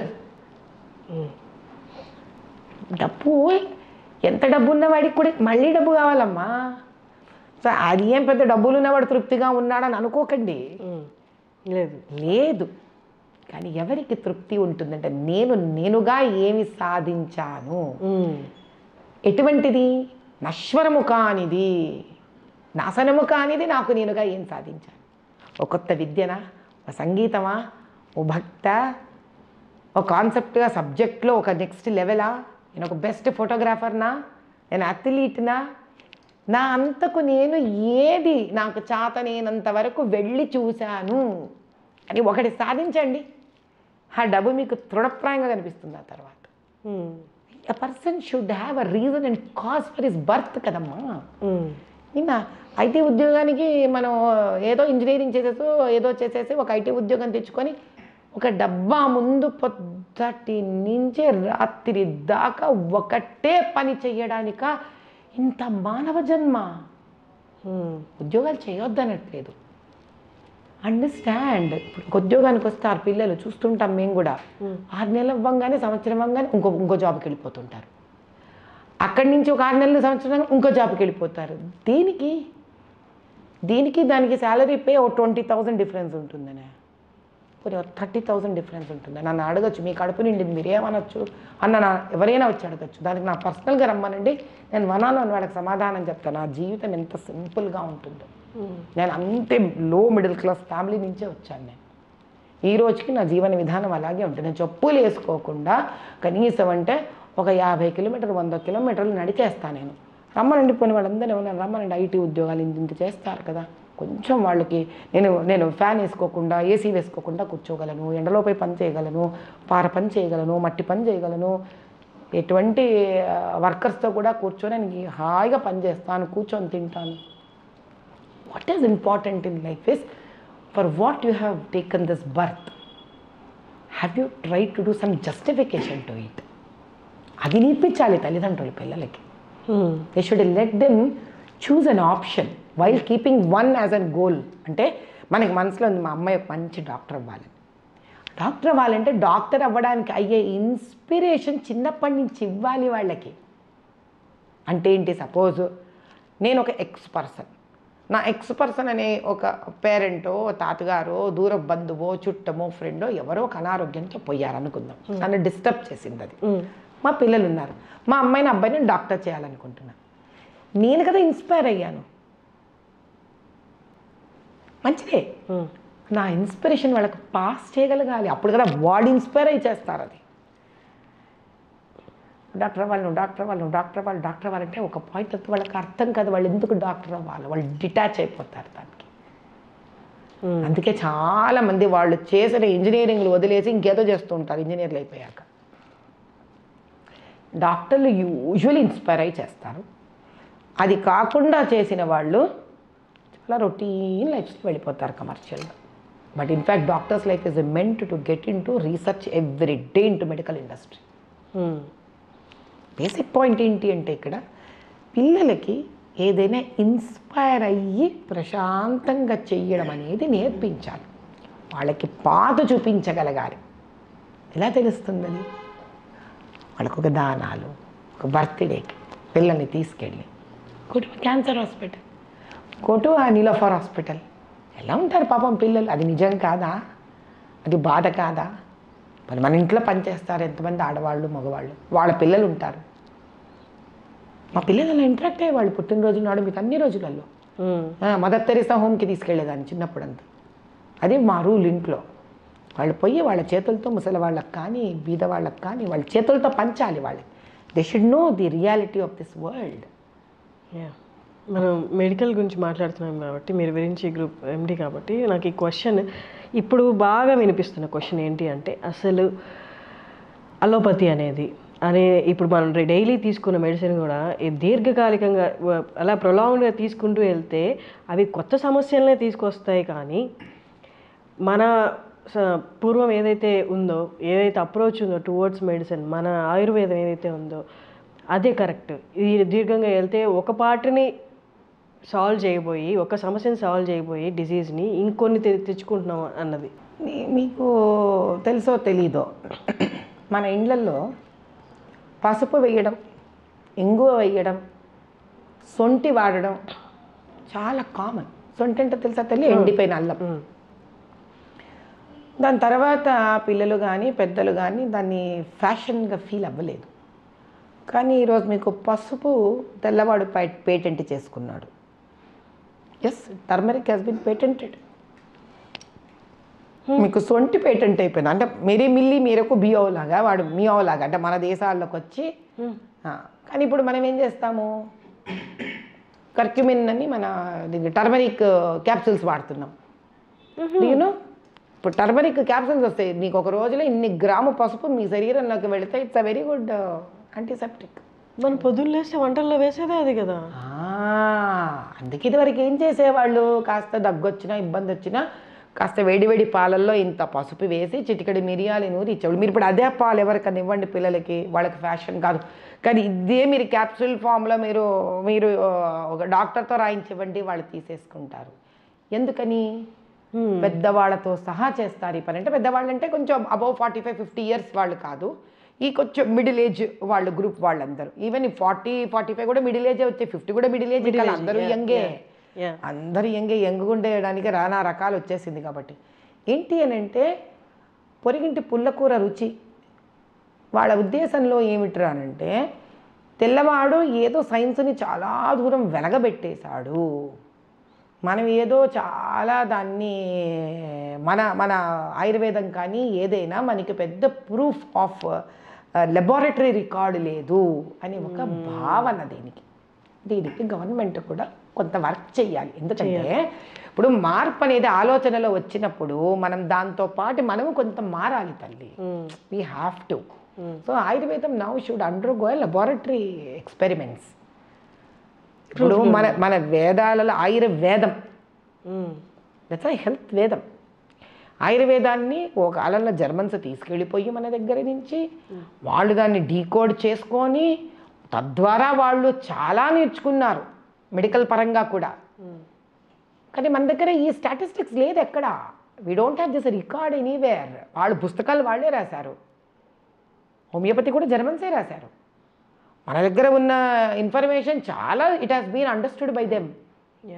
కానీ మన దగ్గర అంత ఓపిక లేదు.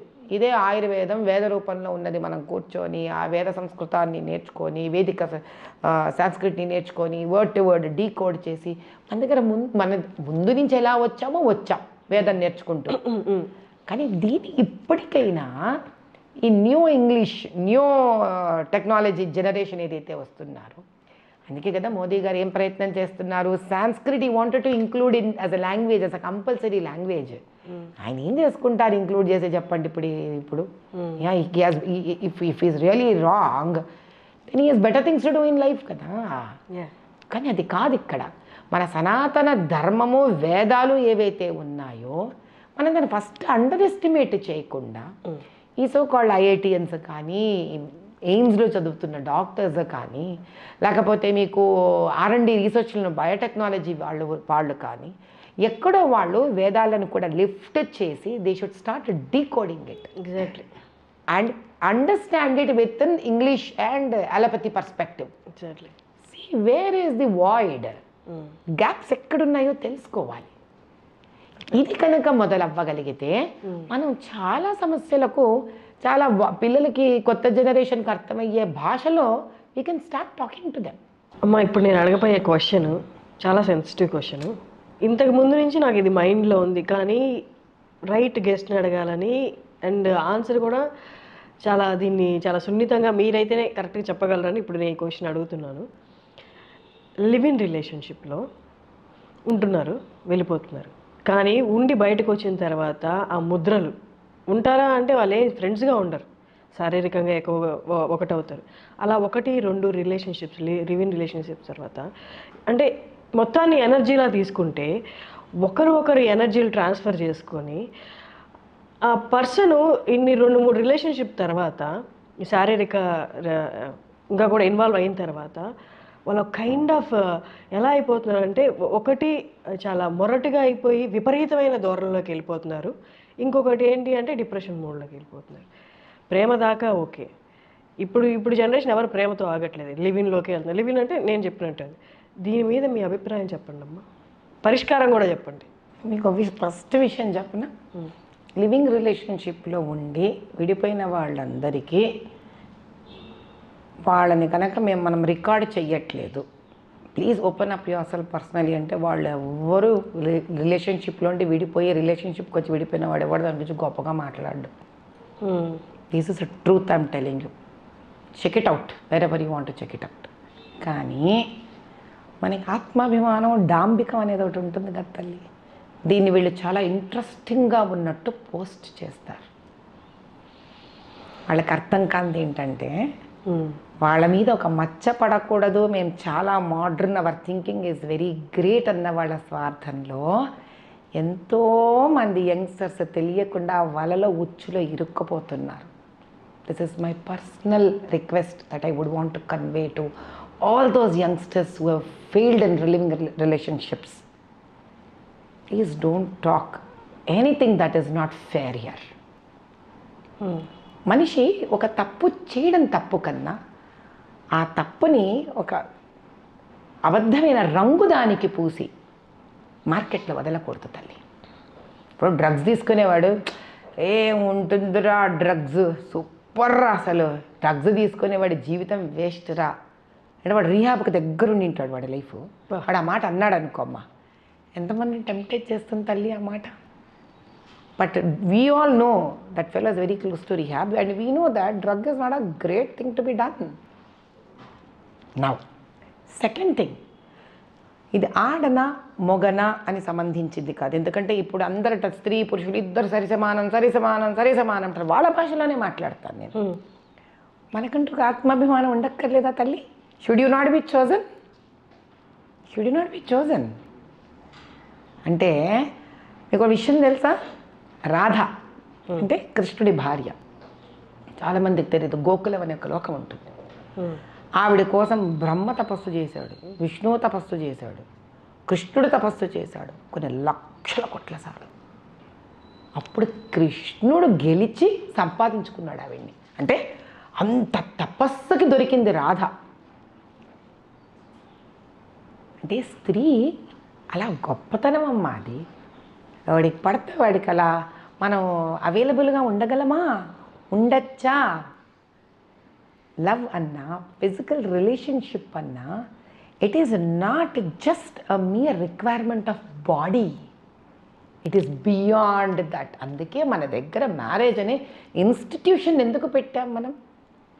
మనకి వేరే ఏతర ప్రాణులకు వ్యత్యాసం ఉంది కాబట్టి, ఆ ప్రేమానురాగాల నుంచి, ఆ బంధం నుంచి ఏర్పడే వాళ్ళే పిల్లలు కాబట్టి.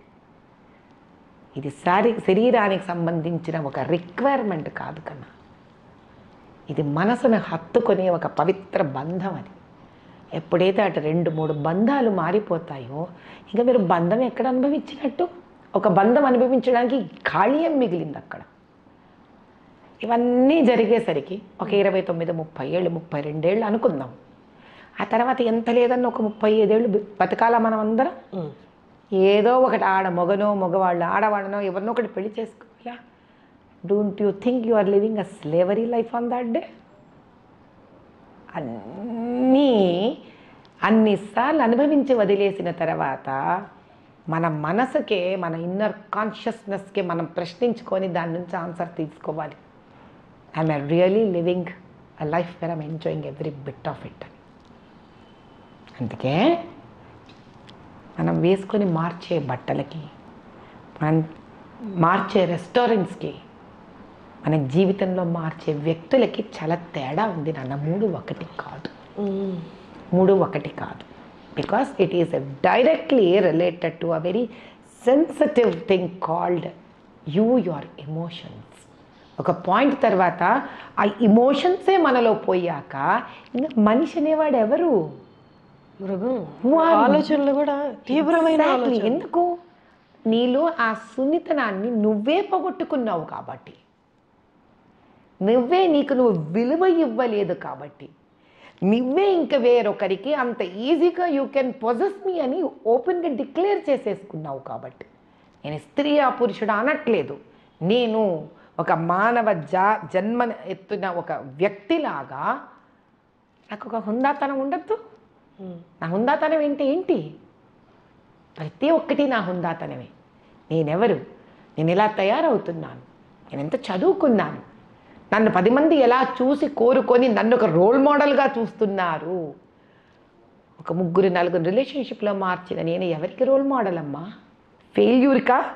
సక్సెస్కా? Let them answer it. For whom am I role model? Am I role model for failure or am I role model for success? Answer for your own self. తెలుసుకుంటే ఈ రోజైనా మారచ్చు, ఇప్పటి నుంచి కూడా మారచ్చు. ఎగ్జాక్ట్లీ. నేను ఏమనట్లే రిలేషన్షిప్ రైట్ రాంగ్ అనట్లే. నువ్వు రిలేషన్షిప్లోకి వెళ్ళి ఫెయిల్ అయ్యి, రిలేషన్షిప్లోకి మళ్ళీ వెళ్ళి ఫెయిల్ అయ్యేలా నువ్వు చేసేదానికి ఎవరికి నువ్వు ఒక నిదర్శన ప్రాయము? అటువంటి వ్యక్తిని నువ్వుగా ఒక రోల్ మోడల్ తీసుకుంటావా? పోనీ you have answer there itself. మీరు స్వతహాగా అంటే మీరు బాగా సెటిల్ అయిన ఫ్యామిలీ, మీకు లోటు అనేది లేదు ప్రస్తుతానికి లైఫ్? అమ్మవారి దయ వల్ల లేదు.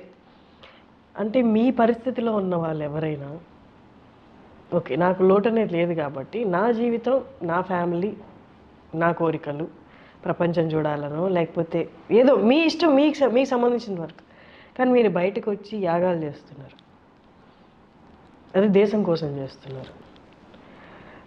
నార్మల్గా ఎవరైనా అనుకుంటే అంత బాధను అనుభవించిన వాళ్ళు, బాధను దగ్గరగా చూసిన వాళ్ళు, అలాంటి వాళ్ళ లైఫ్లో కూడా అనుభవించిన వాళ్ళే ఇలాంటివి చేస్తారు. మీకు పర్సనల్గా మీ లైఫ్లో అలాంటివి ఏమీ లేవు, దేవుడి దయవల్ల మీరు అన్నట్టు. ఆ బాధను అర్థం చేసుకొని బయటకు వచ్చి యాగం చేయడం ఒకటి, యజ్ఞం చేయడం ఒకటి. ఆ యజ్ఞం కూడా ఓల్డ్ సిటీలో చేశారు. అసలు అది నేను విన్నప్పుడు చాలా షాక్ అయ్యాను. యజ్ఞము ఓల్డ్ సిటీలో, అసలు ఏంటమ్మా అసలు అది? అంటే ఇక్కడ ఒక విచిత్రం ఏంటంటే తల్లి, వివాహం తర్వాత నేను ఇంత ఆర్థికంగా ఉన్నతమైన స్థానంలో ఉన్నాను, కానీ వివాహానికి ముందర మాది చాలా lower middle class Brahmin family అమ్మ మాది. నేను మా నాన్నగారు వారాలు చేసుకొని పెద్దవాళ్ళు అయ్యారు. మా నాన్నగారు వారాలు చేసుకోవడం అంటే తెలుసా నీకు? బ్రాహ్మలు ఏం చేసేవాళ్ళు అంటే వేరే బ్రాహ్మల ఇంటికి వెళ్ళి, అయ్యా ఈ వారం మీ ఇంట్లో భోజనం, అయ్యా ఈ వారం మీ ఇంట్లో భోజనం, అలా వారాల భోజనాలు చేసుకొని పెద్దవాళ్ళు అయ్యారు మా నాన్నగారు. అలా వాళ్ళ కుటుంబాన్ని కూడా చదువుకుంటూ నిదానంగా పైకొచ్చి పెళ్ళిళ్ళు చేసి ఆడపిల్లలకి తమ్ముడు సహాయంతో అలా అలా అయ్యారు. అంటే మా నాన్నగారు, మా చిన్నాన్నగారు వాళ్ళందరి సహాయం కలిసి అలా పెరిగిన ఫ్యామిలీ అది. అక్కడి నుంచి నేను నేర్చుకున్నది ఏంటి, తల్లిదండ్రుల మీద ఆధారపడకుండా చిన్నతనం నుంచే నేను ఇంటర్మీడియట్ నుంచి టీచర్గా ఉద్యోగం చేస్తూ అట్లా చదువుకుంటూ మా నాన్నకి ఏదో విధంగా చేదోడు వాదోడుగా ఉండి ఆర్థికంగా కష్టపడకుండా అలాని అక్కడ కాంప్రమైజ్ లేకుండా ధర్మబద్ధంగానే నేను నా జీవన విధానాన్ని అవలంబించి శాస్త్రోక్తంగా I used always wear and half sari during my intermediate, my graduation sari. నేను ఎప్పుడు I never crossed my traditional way of living till I got married. కాబట్టి కష్టాన్ని నేను చాలా దగ్గరగా చూశానమ్మా. ఒక 25 పైసాకు కూడా నేను 4-5 కిలోమీటర్లు ఎవ్రీడే నడిచేదాన్ని బస్సు టికెట్ సేవ్ చేయడానికి. బట్ డబ్బు వచ్చిన తర్వాత దాన్ని మరిచిపోలేదు నేను. I never forgotten my roots from where I have come from. రెండోది, ఈరోజు నేను ఓల్డ్ సిటీలో భారత భాగ్య సమృద్ధి యజ్ఞం చేయడానికి కారణం ఏంటి అని అంటే, నేను 25 ఏళ్ల పాటు నేను ఓల్డ్ సిటీ వ్యక్తినే. నా వివాహానికి ముందరే నేను సంతోష్ నగర్ కాలనీ, ఆకుత్పుర కాన్స్టిట్యూన్సీ మనిషిని నేను. కానీ ఆ రోజుకి ఈ రోజుకి చాలా విచిత్రమైన విషయం ఏంటి అని అంటే, నేను 25 ఏళ్ళు అంటే ఇప్పటికీ ఒక కరెక్ట్గా 25 ఏళ్ల క్రితం, I'm almost reaching my 50s. ఆ రోజు ఓల్డ్ సిటీ ఎలా ఉంది అంటే, భాగ్యనగరం మీకు ఎలా ఉంది అనేది కనుక చూస్తే, మీకు ఒక్క చార్మినారో, కులీ కుతుబ్షాహి టూమ్సో, ఒక 4-5 స్పాట్లు తప్ప ఇటుపక్క క్యాపిటల్ సిటీకి, మీకు అటుపక్కనే క్యాపిటల్ సిటీకి చూస్తే నక్కకి నాగలోకం అంత తేడా ఉంది అభివృద్ధిలో. అసలు అన్యాయం అది, నిజంగా ఒక విధంగా చెప్పాలంటే అన్యాయం. పైపెచ్చు వాళ్ళకి చదువులు ఉండవు సరిగ్గా, వాళ్ళకు ఉద్యోగ అవకాశాలు ఉండవు, వాళ్ళకి స్కూళ్ళు ఉండవు సరిగ్గా, కాలేజెస్ ఉండవు సరిగ్గా, నథింగ్, హెల్త్ ఫెసిలిటీస్ ఉండవు సరిగ్గా, బేసిక్ హైజీన్ ఉండదమ్మా వాళ్ళకి. మిమ్మల్ని ఒక ప్రశ్న వేస్తాను, చెప్పండి. రోజు కూలీలకు వెళుతున్న వాళ్ళకి మీరు చెత్త ఎత్తడానికి 100 రూపాయలు అడిగితే, వాడు 30 రోజుల తర్వాత వాడి జోబులో 100 రూపాయలు చెత్తకే ఇవ్వగలిగితే వాడు ఆ 100 రూపాయలు పెట్టి ఆ రోజు బియ్యం తెచ్చుకోడా తల్లి? అలాంటి ఎన్ని కాపురాలు ఉంటాయి తెలుసా మీకు ఓల్డ్ సిటీలో. కానీ అమ్మ, మీరు చేస్తున్నది, కానీ మిమ్మల్ని వాళ్ళు చూసి స్వాగతిస్తారా? అక్కడంతా రిలీజియన్ బేస్డ్ బిలీఫ్స్ ఎక్కువ ఉంటాయి కాబట్టి మిమ్మల్ని చూస్తూ మీరు మంచి చేయడానికి వచ్చినా వాళ్ళు దాన్ని స్వాగతిస్తారా? అమ్మ స్థానం తీసుకున్నాక పిల్లలు తినను అని మొరాయిస్తారని అన్నం పెట్టడం మానేస్తుందా అమ్మ? వా, నాకేం నేర్పించింది నా రిలీజియన్? సహనం నేర్పించింది, మాతృత్వం నేర్పించింది. అందుకే కదా భరతమాత, మాతృభాష, మాతృదేవో భవ.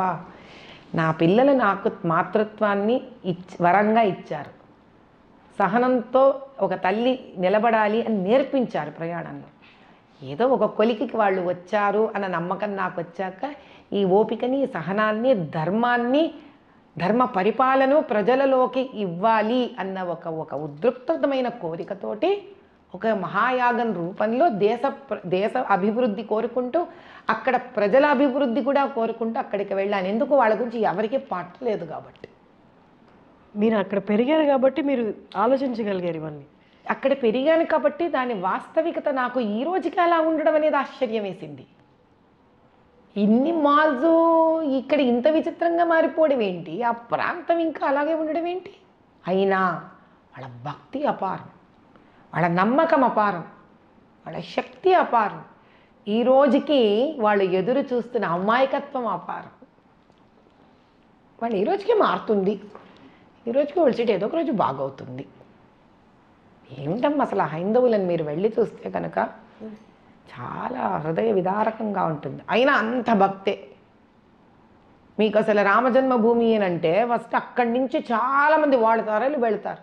ఆలోచించుకోరు ఒక్క నిమిషం, ఎవ్వరు ఆలోచించుకోరు. అక్కడ ప్రతి ఒక్కడు ఒక యోధుడే అక్కడ, ఇంకా ఒక ఆశాజీవే అక్కడ. కానీ వాళ్ళకి చదువులు లేవు, ఉద్యోగాలు గొప్పగా లేవు, వాళ్ళ జీవన విధానాలు చాలా బీదరికంతో కూడి ఉంటాయి. ఎందుకు అమ్మవారు అంతటి సంకల్పం ఇచ్చిందా, అంత దూరం వెళ్ళి అంత కష్టంగా, ఏమిటా ఓల్డ్ సిటీ అని నేను లోపల మీరు ఎలా బాహ్యంగా ప్రశ్నించుకున్నారో నేను మనసులో ప్రశ్నించుకున్నానమ్మా. అయినా అక్కడ వెళ్ళమంటాను, అక్కడ చేయమంటాను అంటే నాకున్న విధి విధానం నేను అలా మాట్లాడుకుంటుంటాను కాబట్టి. అక్కడ వెళ్ళి 45 రోజుల పాటు కూర్చున్నాక కానీ తెలీదు ఆవిడ ఇక్కడి నుంచి ఇంతమందిని ఆశీర్వదించడానికి భగవంతుడు డబ్బులున్న వాళ్ళనే దగ్గర తీసుకుంటారు అని అంటారు. ఎంత విరుద్ధం కాదా తల్లి ఇది? ఆ అమ్మవారు నాకు ఇంత సంకల్పం ఇవ్వడం, నన్ను మొండిగా తీసుకెళ్ళి అక్కడ చేయించుకోవడం కూడా ఆవిడ ఉంది అనే ఉనికి కాదా? She exist. అదే పర్టికులర్గా చెయ్యి అని అమ్మగారు మీకు చెప్పడం అనేది, అంటే ఇదే నాకు కరెక్ట్గా ఇదే చేయమంటున్నారని మీకు ఎలా తెలుస్తుందమ్మా? అంటే ఏమవుతుందంటే తల్లి, ప్రతి ఒక్కళ్ళకి ఒక కాన్షియస్ ఉంటుంది. Like there is inner voice. మనందరికీ ఉంటుంది ఆ ఇన్నర్ వాయిస్. ఎన్నోసార్లు ధర్మపరంగా నేను చిన్నప్పటి నుంచి వింటూ కథలు వింటూ రావడంలో నేను తెలుసుకున్నది ఏమిటి అంటే, మనలో బ్రహ్మం ఉంటుంది. అందరిలో అహం బ్రహ్మస్మి అంటాం. అంటే ఏంటి? దేవుడు మనలో, ఆదిశంకరాచార్యుల వారు కూడా అదే అన్నారు. ఆయన ఎప్పుడైతే ఆయన ఎదురుగుండా ఇదేంటంటే మాంసం చేసేవాడు, వాళ్ళు అది ఎదురు పడినప్పుడు ఆయన ఏమంటాడు అని అంటే, పక్కకు జరుగు అన్నప్పుడు ఆయన అడిగే ప్రశ్న ఏంటి? ఎదుటిన్న వ్యక్తి, ఎవరిని పక్కకు జరగమంటున్నావు, నన్నా నాలో ఉన్న పరమాత్మనా అని అడుగుతాడు ఆయన. అసలు ఆ ప్రశ్న అడిగాడంటేనే ఆయన చిన్నవాడు కాదు అక్కడ. అదే ఆదిశంకరాచార్యులు అప్పుడు అంటారు, ఒక వ్యక్తి కులం చేతనో జాతి చేతనో చిన్న పెద్ద అవ్వరు. వాళ్ళలోని ఆ బ్రహ్మస్వరూపాన్ని ఎవరైతే జాగృతం చేస్తారో, దాని వాయిస్ని ఎవరైతే పెంచుతారో, తద్వారా ధర్మపాలనకు ఎవరైతే తోడ్పడతారో అటువంటి వాళ్ళు ఎవరైనా గురుతుల్యులే అంటాడు ఆయన. అది అహం బ్రహ్మస్మి అర్థం. కాబట్టి మనందరిలోనే ఉంటాడు పరమేశ్వరుడు.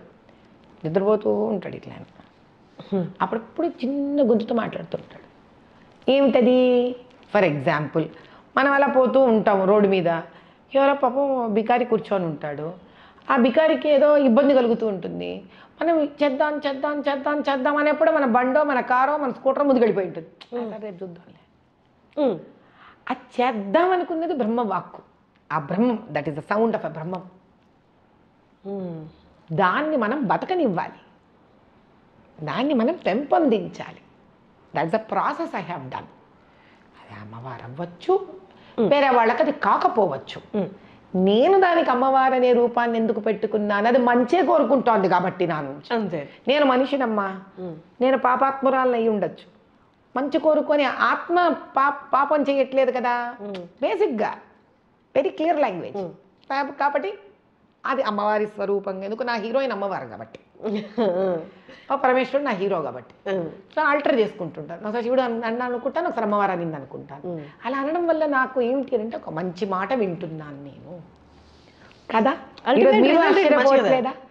ఏమిటమ్మా సీతారాం బాగు ఓల్డ్ సిటీకి వెళ్ళి అక్కడ వంగల్హాట్లు అక్కడ పోయి చేశారు మీరు అని మీరు ఆశ్చర్యపోవట్లేదు అంటే దాని అర్థం ఏంటి? ఎవరూ చేయనిది అంతమంది హైందవుల కోసము, దేశం కోసము, దేశ సమృద్ధి కోసము ఏండ్ల తరబడి జరగని ఒక మహాయాగాన్ని నిస్వార్థంగా పోయి అక్కడ చెయ్యడం అనేది ఇంత ఆశ్చర్యకరమైతే అది మంచి పని అయి ఉంటుంది కదా ఖచ్చితంగా. అటువంటి ఆలోచన నాకు రావడం అంటే అది భగవత్ సంకల్పమే కదా. I'm happy. మీకు వ్యతిరేకతలు ఏం రాలేదా అక్కడ? అంటే నేను కొంచెం ఒక స్ట్రాంగ్ యాటిట్యూడ్ పర్సనాలిటీ అమ్మా. నేను ఒక్కసారి నిర్ణయం తీసుకున్న తర్వాత అవేవి నాకు ఆనవు, నన్ను అంటవు, నన్ను ముట్టవు. వచ్చినాయి, చాలా వచ్చాయి. వ్యతిరేకత అంత పెద్ద స్వరూపాన్ని దానికి నేను ఇవ్వలే. ఫస్ట్ దాన్ని నేను కన్సిడర్ కూడా చేయలేదు. నువ్వు ఉన్నావు, నువ్వు ఉండాలంటే నువ్వు అంటే వ్యతిరేకత. వ్యతిరేకత అనేది ఒకటి ఉంటుంది, లేనిది ఎవరికి ఉంది? ఇప్పుడు మీ జీవితంలో చదువుకోవడం దగ్గర వ్యతిరేకత వస్తుంది. ఏదో ఒక అనారోగ్యం వచ్చొచ్చు, టీచర్ రావచ్చు, రాకపోవచ్చు, కరెంటు ఉండొచ్చు, కరెంటు పోవచ్చు. అలానే మనం ఆపేస్తామేంటి మన జీవితం? మనం సినిమాకి వెళ్ళాలని నిర్ణయించుకుంటాం తల్లి. ఆ పిచ్చగా ఇంట్రెస్ట్ ఉంటుంది మనకి ఆ రోజు. టికెట్ అన్నా దొరకదు, లైన్లో అన్నా ఉండదు, ఆటో అన్నా రాదు, క్యాబ్ అన్నా బుక్ అవ్వదు. అంతైనా మనం వెళ్ళి బ్లాక్లో అయినా నిలబడి కావాలి కూడా ఎవడో టికెట్ ఇచ్చిపోతాడు మనకి. ఎందుకు లేవు వ్యతిరేకతలు అక్కడ? ఎక్కడ లేవు వ్యతిరేకతలు? మనం చెయ్యాలనుకున్నామా లేదా అనేది ముఖ్యం. ఎగ్జాక్ట్లీ. చూస్తున్న వాళ్ళందరికీ అమ్మ ఇప్పుడు ఒక డౌట్ వచ్చి ఉంటుంది, నాకు తెలుసు బట్ నేను అడుగుతున్నాను.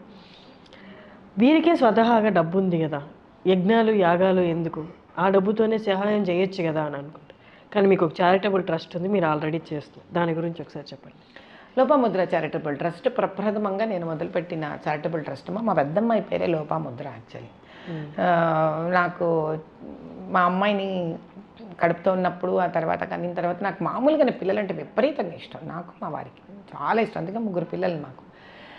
అయితే అక్కడ మొదలు పెట్టుకొని మేము ఎంతోమంది బీద పిల్లలకి, అంటే కాన్పులయ్యి పాపం ఆర్థికంగా ఇబ్బంది ఉండి ట్రిప్లెట్స్, క్వాడ్రిప్లెట్స్ ఇలా పిల్లల్ని కని వాళ్ళని పెంచలేక వదిలేసి వెళ్ళిపోతామన్న విషయాలు నాకు మా వారి ధ్యాసలోకి వచ్చి వాళ్ళకి 5 ఏళ్ల పాటు నెలకు 5,000, 10,000 అలా చాలామందికి పంపించాం మేము. వాళ్ళ కాన్పుల కష్టమైతే మేము కార్పొరేట్ హాస్పిటల్స్కి డబ్బులు ఇచ్చేసేవాళ్ళం. చదువుల కోసము వరదలు వస్తే వెళ్ళడం, అసలు ఎముకలో సున్నం ఉండేది కాదు. అలా ట్రస్ట్ పేరు మీద సుమారు 2,000 పైప్ చిల్లర గ్లోవ్స్ మన బోర్డ్స్, రోడ్ డివైడెడ్ బోర్డ్స్ వేయించాం మేము సిటీ మొత్తం. ఎన్నేళ్ల క్రితం అనుకుంటారు? 16 ఏళ్ల క్రితమే. కర్నూలులో వరదలు వస్తే చాలా నక్సలైట్ ఏరియాస్కి వెళ్ళి మరీ ఫుడ్ డిస్ట్రిబ్యూట్ చేశాను నేను వెళ్ళి ఒకటే అడిగాను. అప్పుడు ఆంజనేయులు అని ఉన్నారు ఒక ఆయన, మన ఐపీఎస్ ఆఫీసర్, తర్వాత ఆంధ్ర స్టేట్కి కూడా ఆయన టీఏజ్ అయ్యారు. నేను నాకు ఇట్లాంటివి కాదండి, ఎక్కడైతే ఎవరు వెళ్ళరో నాకు ఆ ఏరియా చెప్పండి అంటే, అక్కడంతా యూజువలీ నక్సలైట్స్ అంటారమ్మా అంటారు. వాళ్ళు మనుషులు కాదా? ఏం చేసి కొరక తింటారంటే, అమ్మ నీకు అన్నం తెచ్చాను తల్లి అంటే కొరక తింటారా వాళ్ళు ఎవరైనా? ఎవరిలో ఉండదండి మానవత్వం. వెళ్ళా నేను కర్నూలు అవుట్స్కర్ట్స్ దాటుకొని వెళ్ళాను. You will be surprised, I only found love there. నాకు ఏమనిపించలేదు నిజంగా. పైగా చిన్న నవారు మంచం వేసి నన్ను కూర్చోబెట్టి వాళ్ళు అల్లరి నాకు ముందంటే నా ముందు స్కూల్ ప్రిన్సిపల్ లాగా కరుపరిచే వాళ్ళని తిట్టి లైన్లో నిలబెట్టి నాకు ఎక్కడైనా ఇదే పని. నాకు అసలు నాకు ఆ క్వాలిటీ లేదు నా మైండ్లో. నెగిటివిటీని సర్చ్ చేసే క్వాలిటీ లేదు బేసిక్గా నాకు. తిడతానండి, తప్పు చేస్తే గట్టిగా బెదిరిస్తా. ఇంత దాంట్లో కూడా నేను మార్చి నుంచి ఎన్ని ముస్లిం ఏరియాస్కి వెళ్ళి ముస్లిం ఫ్యామిలీస్ ఆడవాళ్ళకి గ్రీవెన్సెస్ సెంటర్స్ కండక్ట్ చేసి సుమారు 2,000 మంది కుటుంబాలకు నెల సరిపడా సరుకులు ఇచ్చి వాళ్ళ బాధలు విని 1,008 ఫ్రీ డెలివరీస్ ప్యాకేజెస్ నేను అనౌన్స్ చేసి లోపాముద్ర చారిటబుల్ అతామా ఫౌండేషన్ నుంచి సుమారు ఇప్పటికే 100-150 పైపెచ్చు డెలివరీలు చేశామమ్మా ఫ్రీగా. నాకు భగవంతుడు అదే అంటాను, ఎక్కడుంది హైందవత్వం? మన నడవడికలో ఉంది. 1,008 అమ్మవారి పేర్లు ఏం చేశాను? 1,008 అమ్మవారి పేర్లు కదా, చాలు 1,008 గర్భిణీ స్త్రీలకు డెలివరీ చేద్దాం. 1,008 డెలివరీస్ డిక్లేర్ చేసేసా. I'm doing it. తోపుడు బండ్లు ఉంటాయి, ఆ తోపుడు బండ్లు ఏం చేస్తాం? రోడ్డు మీద పోతాం. ఆడవాళ్ళు ఎవరైనా పాపం కింద పట్ట వేసుకొని కూరగాయలు అమ్ముతుంటాను, మేము ఒక టీం తిరుగుతూ ఉంటుంది. కనిపెట్టామనుకో సర్ప్రైజ్గా వెళ్ళి వాళ్ళకి బండి ఇచ్చేస్తాం. చదువుకోవడానికి పిల్లలు ఉంటారు, రెస్లర్స్ ఉన్నారు ఆడపిల్లలు, 2 ఆడపిల్లలకి స్పాన్సర్షిప్ చేసాం. వాళ్ళకి షూస్, బట్టలు, వాళ్ళ పప్పిన్నర్ వేరు, వాట్ ఎవర్ ఇట్. చిన్న పిల్లలు కదా, బీద పిల్లలు. ఢిల్లీ స్పోర్ట్స్ స్కూల్ వెళ్ళేటప్పుడు మొత్తం కిట్ నేను ఇచ్చి పంపించాను వాళ్ళకి. ఏది చాత ఇప్పుడు క్రికెట్ టీము పిల్లాడు మొన్న వచ్చాడు ఒక ఓల్డ్ సిటీ నుంచి ముస్లిం బాయ్, వాడికి క్రికెట్ టీమ్ టికెట్ కావాల్సి వాడికి కిట్ కొని ఇచ్చేసాము. అసలు టైలరింగ్ ఎక్కడెక్కడి నుంచో మ్యానుఫ్యాక్చరింగ్ బట్టలు తీసుకొస్తాను, మాస్టర్ టైలర్ని పెట్టుకుంటాను, కట్ చేయించేస్తాను. అందరు ఎవరికి టైలరింగ్ వచ్చో ఓల్డ్ సిటీ నుంచి ఉత్త పుణ్యానే వాళ్ళకి డబ్బులు ఇచ్చి వాళ్ళతో కుట్టించి తీసుకొచ్చి కాస్ట్ టు రూపాయి వద్దు మనకు ఆదాయం. కాలేజ్ పిల్లలు వీళ్ళు వాళ్ళకి we keep giving it back to the society. కానీ అమ్మా ఈ రోజుల్లో నువ్వు మంచి చేయాలన్నా కూడా అడ్డుపడుతూ ఉన్నప్పుడు మంచితనంతో పాటు నీకు కొంచెం పవర్ కూడా ఉండాలి అనిపించిన సిచ్యువేషన్స్ ఉన్నాయా? 100 సార్లు 1000 సార్లు అనంతం సార్లు అనిపించింది. Probably that is the reason that I may also get in to political career. ఖచ్చితంగా. ఎందుకంటే నేను ఆ విషయంగా వస్తే చాలా ఇన్స్పైర్ అయిన లీడరు నిజంగా చెప్పాలంటే మోదీ గారు. ఎందుకంటే బాహ్యంగా ఆయన చేసేవి అర్థం చేసుకోవడానికి ఆయన ధర్మ సిద్ధాంతాలను కూడా అర్థం చేసుకోవడం చాలా ముఖ్యం. అంటే ఇప్పుడు చిన్న ఎగ్జాంపుల్ తల్లి, గుజరాత్ యాజ్ అ స్టేట్ ఆయన గడిపినంత చీఫ్ మినిస్టర్ కాలంలో ఈరోజు ఆయన ప్రధానమంత్రి అయిన తర్వాత Gujarat is a major contribution of the taxes in the entire country. అంటే ఆయన రోల్ మోడల్ కింద క్రియేట్ చేసి దేశానికి ఇచ్చారా ఇవ్వలేదా? ఆల్ అపార్ట్ ఇచ్చారా ఇవ్వలేదా? అది ముఖ్యం. ఎక్కడి నుంచి నేర్చుకున్నారు ఇంత? ధర్మబద్ధుడు కాబట్టి ఆయన హైందవ ధర్మాన్ని అర్థం చేసుకున్నాడు కాబట్టి అటువంటి రామరాజ్యాన్ని పట్టుకురావాలనుకున్నాడు ఆయన. అంటే మరి భక్తి అంటే ఏమిటి? భజనలు చేయడం ఒక్కటే కాదు, ఆ ధర్మాన్ని ఎప్పుడైతే అర్థం చేసుకుంటామో అటువంటి ధర్మ పాలన ఉండాలని కోరుకోగలగడమే. ఇదివరకు రాముడు రాజ్యాలు, కృష్ణదేవరాయలు రాజ్యాలు, ఇప్పుడు పాలిటిక్స్, పొలిటికల్ లీడర్సు. ఏంటి తేడా? ఇంత ధర్మ సూక్ష్మాలు తెలిసి ప్రజలు సుఖపడాలనుకున్న వాళ్ళు ఎందుకు పొలిటికల్ లైఫ్లో వెళ్ళకూడదు? నా ఉద్దేశంలో వీళ్ళే వెళ్ళాలి, ధర్మ సూక్ష్మాలు తెలిసిన వాళ్ళే వెళ్ళాలి.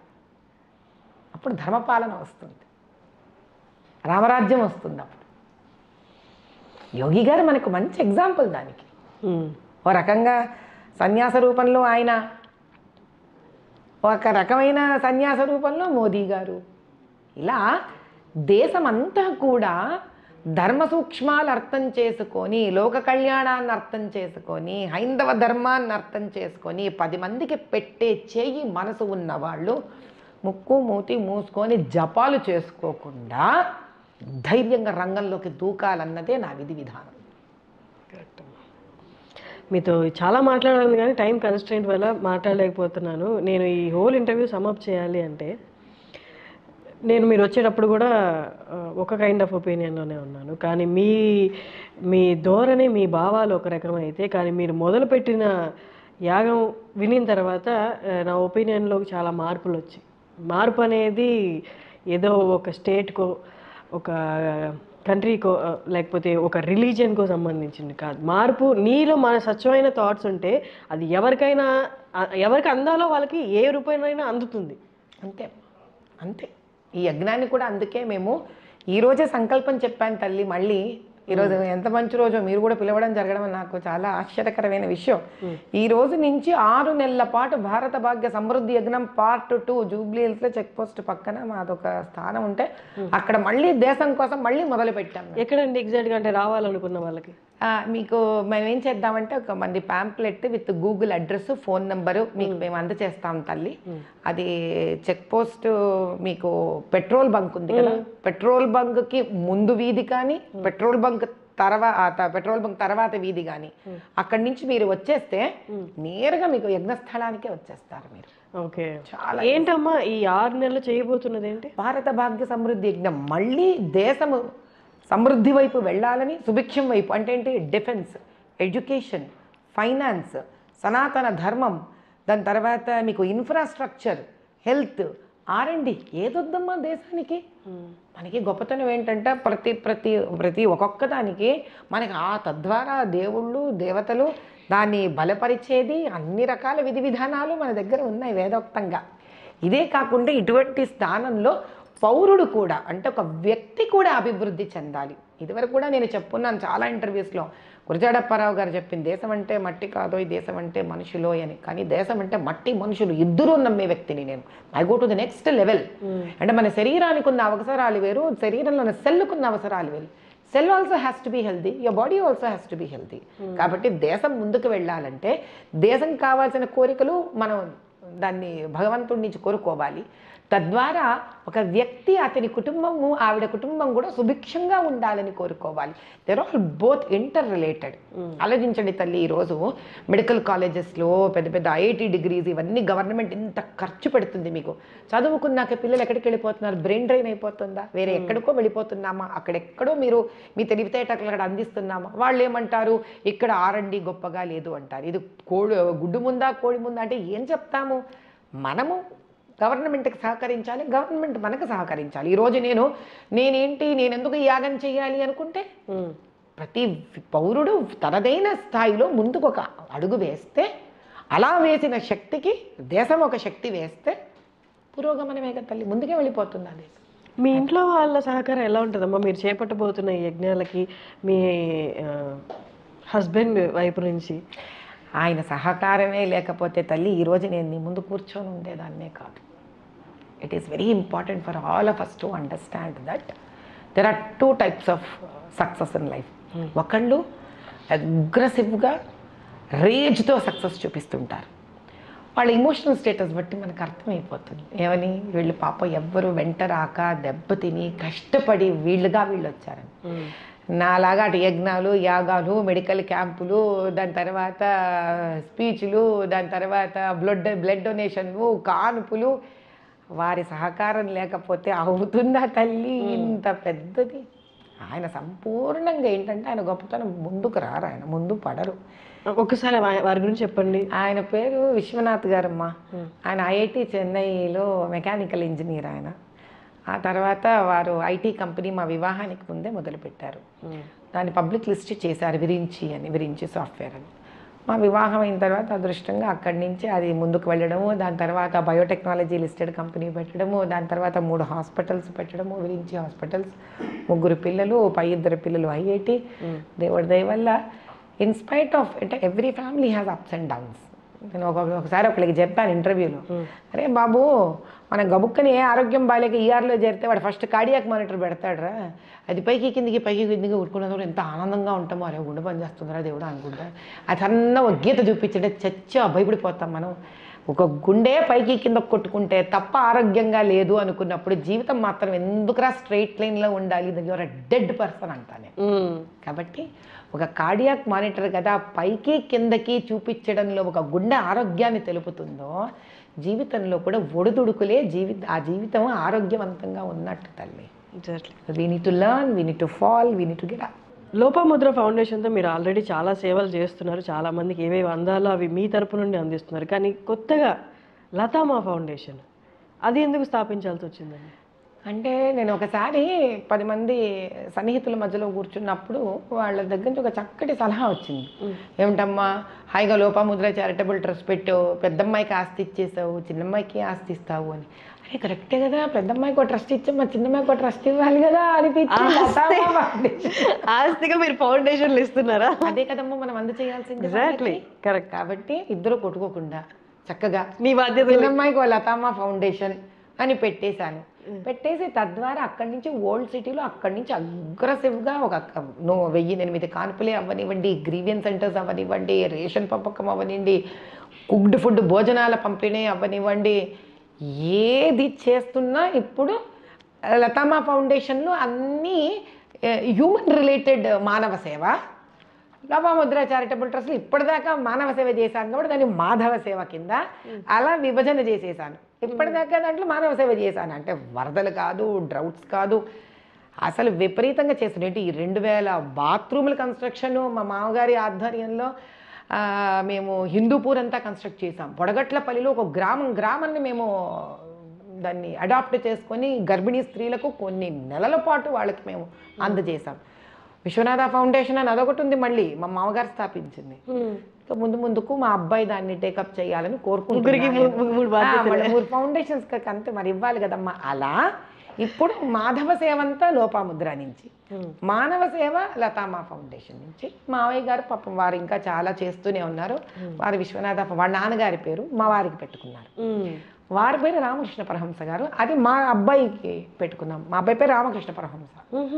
సో అలా ఆ విధంగా తర్వాత వాడు టేకప్ చేస్తాడు అని ఒక అంటే ఆలోచన ఖచ్చితంగా నా మనసులో ఉంది. కానీ అది వాళ్ళు టేకప్ చేసేటువంటి సంస్కారం ఇచ్చే బాధ్యత నాకు ఉంది. ఆ విధంగా 3 పిల్లలకి 3 ట్రస్టులు. ఆడపిల్లలకి నేను చాలా పార్షియాలిటీ, వాళ్ళు అంటారమ్మ నీవంతా అన్న వైపు తమ్ముడు వైపు ఇద్దరు అన్నా కూడా నేను చాలా స్వార్థంగా ఇద్దరికి 2 ట్రస్టులు గిఫ్ట్. చాలా మాట్లాడాలనిపిస్తుంది, బట్ మన టైం కన్స్ట్రెంట్, మన వీడియో ఇంతే చేయగలం. కాబట్టి ముందు కూడా పర్టికులర్ సమస్యలు తీసుకొని లేదా మీ వర్క్ దగ్గరుండి చూపించే అవకాశం ఐడ్రీమ్కి కూడా కల్పిస్తారనుకుంటూ సెలవు తీసుకుంటున్నాను. మళ్ళీ కలుద్దాం. ఖచ్చితంగా చాలా మాట్లాడాలి మీతో నెక్స్ట్ వీడియోలో మేబీ. God's grace. ఇంత చక్కటి అవకాశం ఐడ్రీమ్ వాళ్ళు నాకు ఇచ్చినందుకు చాలా చాలా సంతోషం. తర్వాత కూడా మనం ముందుకు వెళ్ళేటప్పుడు మీరు నా కార్యక్రమాలతో పాటు మనం ఏరియా స్పెసిఫిక్గా తీసుకోవడం జరిగితే ఏమవుతుందంటే అప్పుడు వాళ్ళకి ఒక క్లారిటీ వస్తుంది. లేదా మీరు ఆడియన్స్ నుంచి ఏదైనా క్వశ్చన్స్ని మీరు ఇన్వైట్ చేయండి. ఆ క్వశ్చన్స్ కూడా 20-15 క్వశ్చన్స్ మీకు అయినప్పుడు తద్వారా కూడా మనం వాటిని చేతనైనంతలా ఖచ్చితంగా అన్నిటికీ నా దగ్గర సమాధానం ఉండకపోవచ్చు. నేను కొన్ని నేర్చుకుంటాను, నా దగ్గర నుంచి తెలుసుకున్నప్పుడు వాళ్ళు కొన్ని తెలుసుకుంటారు. ఖచ్చితంగా. Thank you so much. సంతోషం.